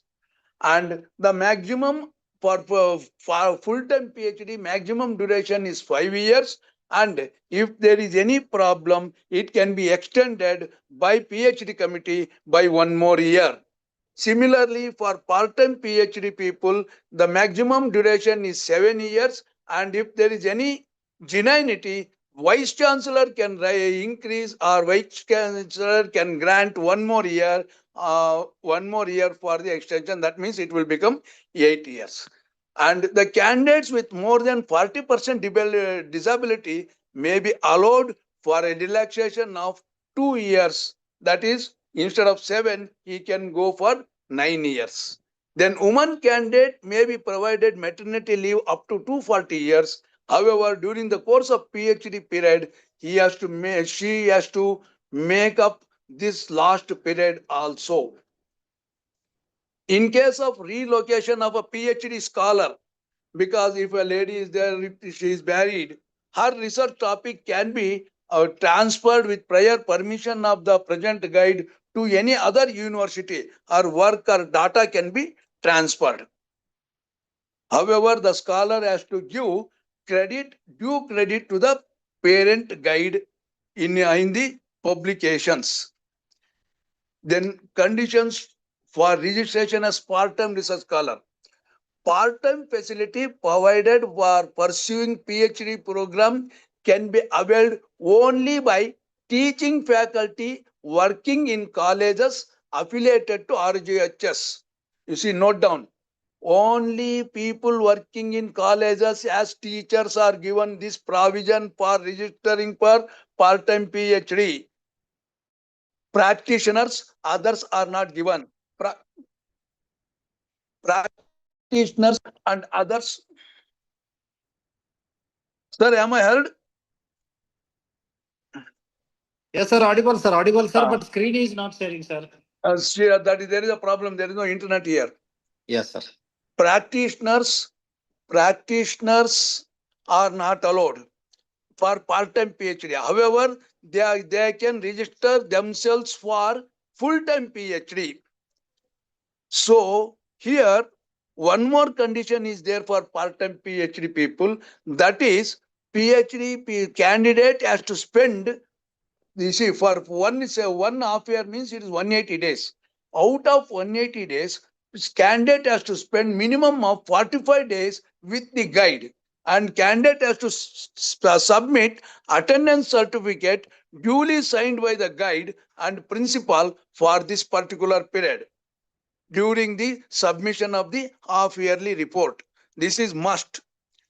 Candidate has to submit minimum of 8 half-yearly reports if the candidate, guide and the center are the same.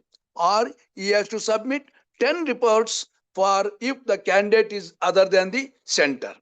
However, there is a provision for full-time research or research for foreign nationals. However, they have to take eligibility certificate and then only they are allowed to register. Then after this half-yearly report, after provisional registration, from the date of provisional registration, after 6 months, first half-yearly report shall have to be submitted. After the consequently or subsequently, second, third, fourth, subsequent reports are to be submitted every 6 months once. Half-yearly report will be assessed by a subject experts. His comments will be sent to the research scholar for incorporation of suggestions in the next half-yearly report if they are minor. If they are very major, the half-yearly report will be rejected and asked the candidate to submit by incorporating all the major suggestions made by the experts. If a candidate fails to submit 6 months report, 6 months report, consequently two term, that means 1 year, his registration will be held, cancelled or withheld. So, and second thing is, in the half-yearly report, the concept subsequent half-yearly report, it should contain current, not only the current progress report, also submit the summary of previous half-yearly reports and suggestions made by the reviewer. You see, both shall have to be mentioned in the subsequent half-yearly report. And the half-yearly report has to be submitted in the prescribed format available on website. Then, in case of research scholar is unsatisfactory, the PhD registration committee of the respective faculty shall record the reasons for the same and suggest it to the candidate. Then one more important thing here is the research project submitted by the candidate should have been cleared by the appropriately constituted institutional ethics committee at college level.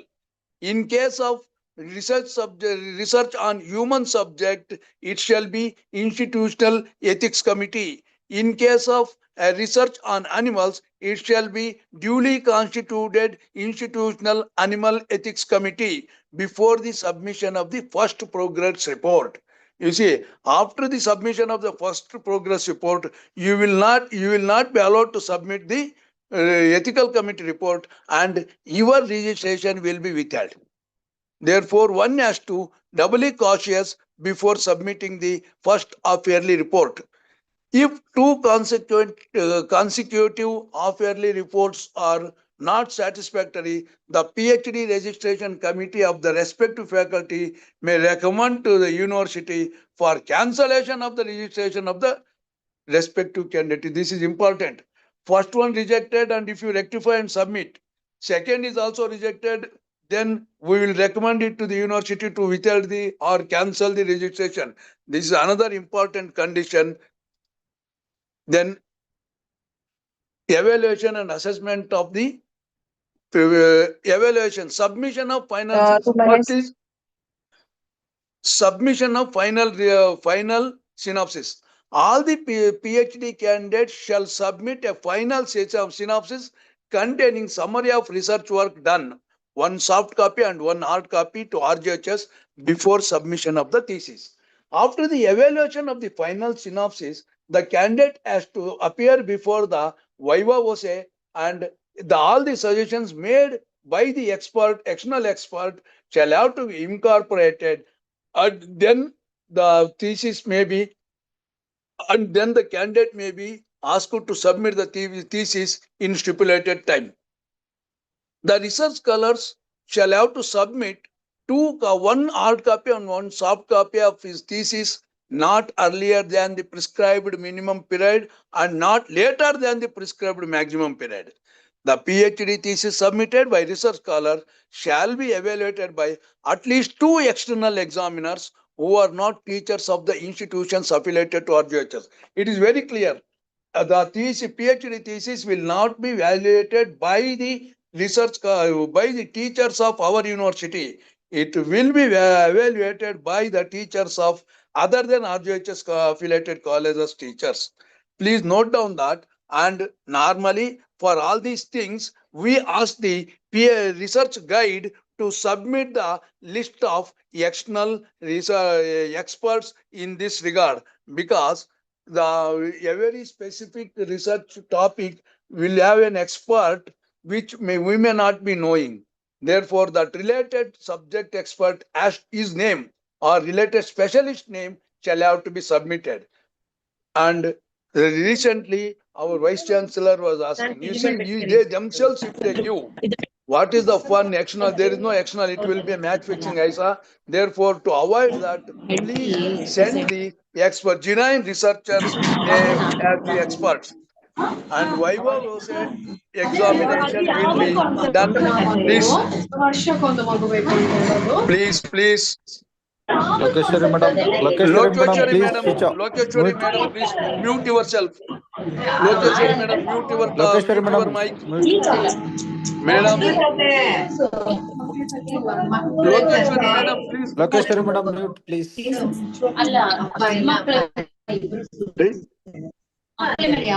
Sir, someone from the host can mute it. Hello.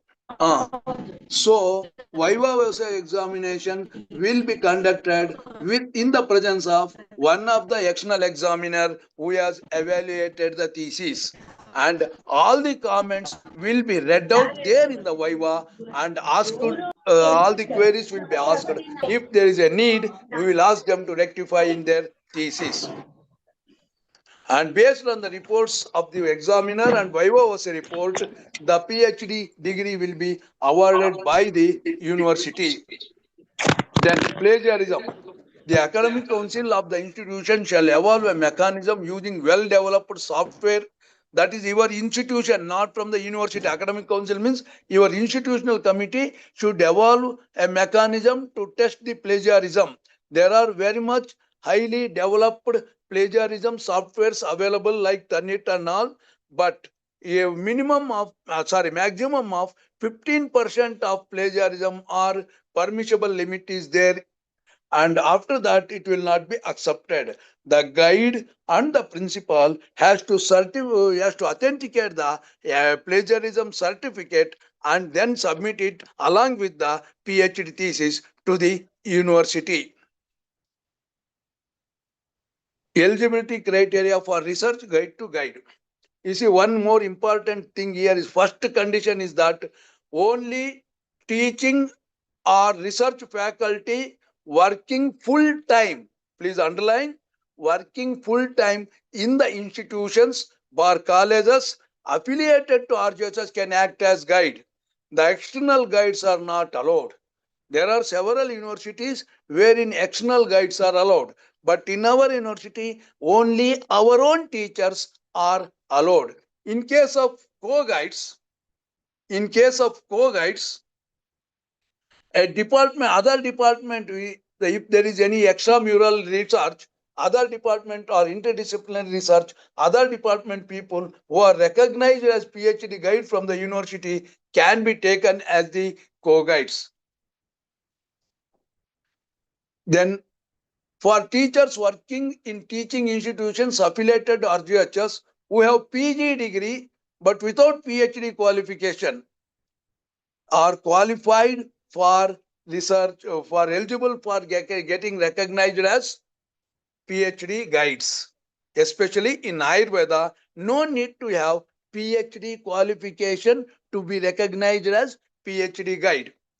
Then what are other requirements? Postgraduate degree in the concerned specialty and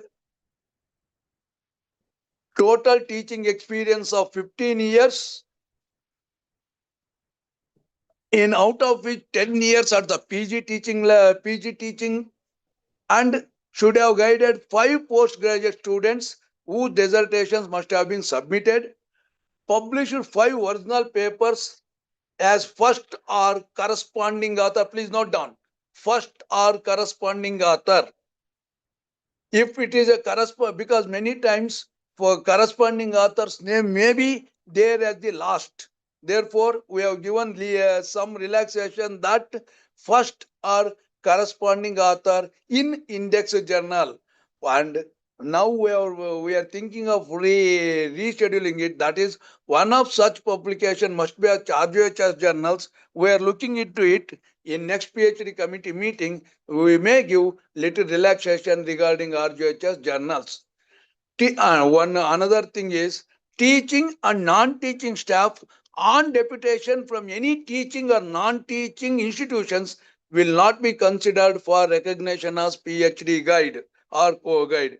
You see, some people from health department might have been deputed, not transferred, but deputed for 3 years, 4 years to the college. Some health department to medical education department or highest department. And in such cases, they are not eligible to guide because we do not know when those deputations are withdrawn and when they are called back.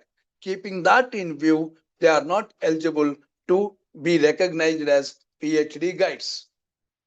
Now, PhD guide and student ratio.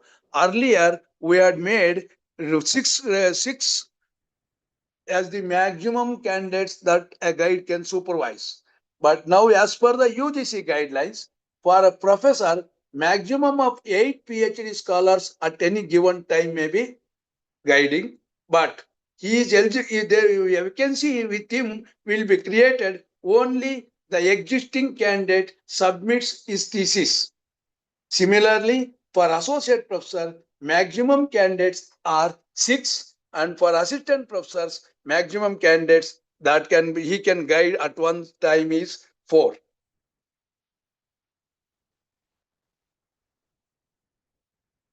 Next, recognition of institution or college as centers for PhD studies.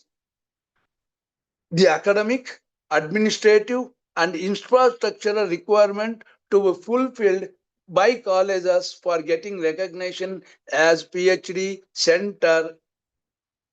One is institution shall have the postgraduate course for a minimum of 5 years, for a minimum period of 5 years. That means 4 batches should have gone out. The department shall have at least one qualified, recognized PhD guide in that particular department. And the institution shall have necessary infrastructure, facilities such as exclusive research laboratories with essential equipments, provision for adequate space per research scholar, along with the computer facilities and essential softwares shall have to be there. As per the apex body norms, minimum standard and education and minimum standard of regulation, an institution must have own land, the society registration, and for clinical specialty PG department, bed strength as mentioned in MSR, and a quality control unit should be maintained. Research and development department should be well established. Departmental research committee, institutional research committee, or institutional ethics committee must be functional when you apply for the recognition as research center, research work leading to PhD. Institution or department must have association with experimental lab or animal house. Department of Kriya Sharira and Roga Nidana must have developed teaching and clinical laboratory facilities. Department of Samhita Siddhanta must have developed transcription library, digital library for literary research. And Department of Dravya Guna, Agaratantra, Rasashastra must have collaboration with pharmacology, pharmacognosy, and pharmaceutics units. These are the basic requirement to be recognized as PhD center. Now we have discussed about eligibility for admission, pre-PhD, PhD evaluation, recognition standards, and institutional standards required. Now I will be telling you few points regarding the age limit. You see, if at all, if an Ayurvedic researcher is retiring at the age of 60, then he will be allotted full-time research scholar up to the age of 57.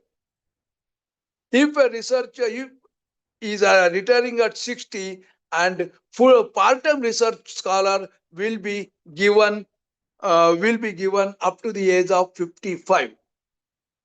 Or if you want extra, a management of the institution should give it in writing that we will continue this person services up to 65. If they give it in affidavit, the extension may be granted for the particular research guide.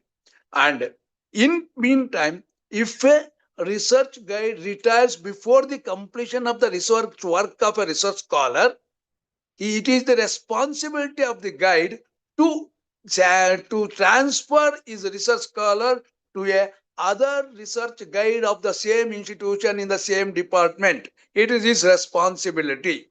This is one thing. Now, regarding the students' problems, you see, a particular research guide is transferred one place to the other place, especially in government setup or in private setup. If he leaves the institution and joins other institution, if there is a other guide, other recognized guide, we will be automatically transferring the candidates to the existing guide of the same department of same institution. If there are no other guides, then an option is given to the candidate to select the center and the guide of his choice, and he can approach the university. Then after taking the appropriate approvals from the competent authority, guide may be changed. So these are the PhD conditions or PhD norms that are regulating PhD course at present. And since ours is the research wing, it is a dynamic wing, therefore there may be minor changes now and then whenever the problem arises or whenever a problem comes. To solve it, there is a possibility of changes. And this is my topic. If at all, if there is any questions, my topic is open for the discussion, sir. Thank you one and all for patient hearing, and I'm very sorry that I could not share my slides. And if at all, I have sent my slides to the Sidhangouda Patil sir, and I think he can share that slides to them, sir. Yes, sir. Thank you, sir. Thank you, sir. Thank you so much, sir, for your inspirational words and also the enlightening us on the RGUHS norms governing PhD program. It was very nice to understand how to move with the PhD study, sir. Thank you so much, sir. Now I request our respected Sidhangouda Patil sir, BOS chairman, for the concludatory remarks, sir. Thank you, sir. Thank you very much. I think both the speakers has given wonderful information regarding the PhD programs and even PG program by Dr. Srinivas Prasad sir and Ramchandra Shetty sir. I thank both of them and all the organizers, Vikram sir, Gude sir, Lokeshwari madam, and Anand Gowda sir, and all the officials of the RGUHS, Somsekhar sir, and Kirti Gowda, and Honorable Vice Chancellor sir, and Riaz Basha sir, and our Dean Sanjay sir, and CDC Director Sanjeev sir, and our UG Chairman Dr. Leeladhar sir, and all the PG and UG BOS members. And thank you one and all, sir. Thank you so much, sir. Yes, sir. Tomorrow, again, three topics will be there in the afternoon session. I request all of you to join by the same time. Thank you so much, sir. Yes, sir. Okay, sir. Thank you, sir.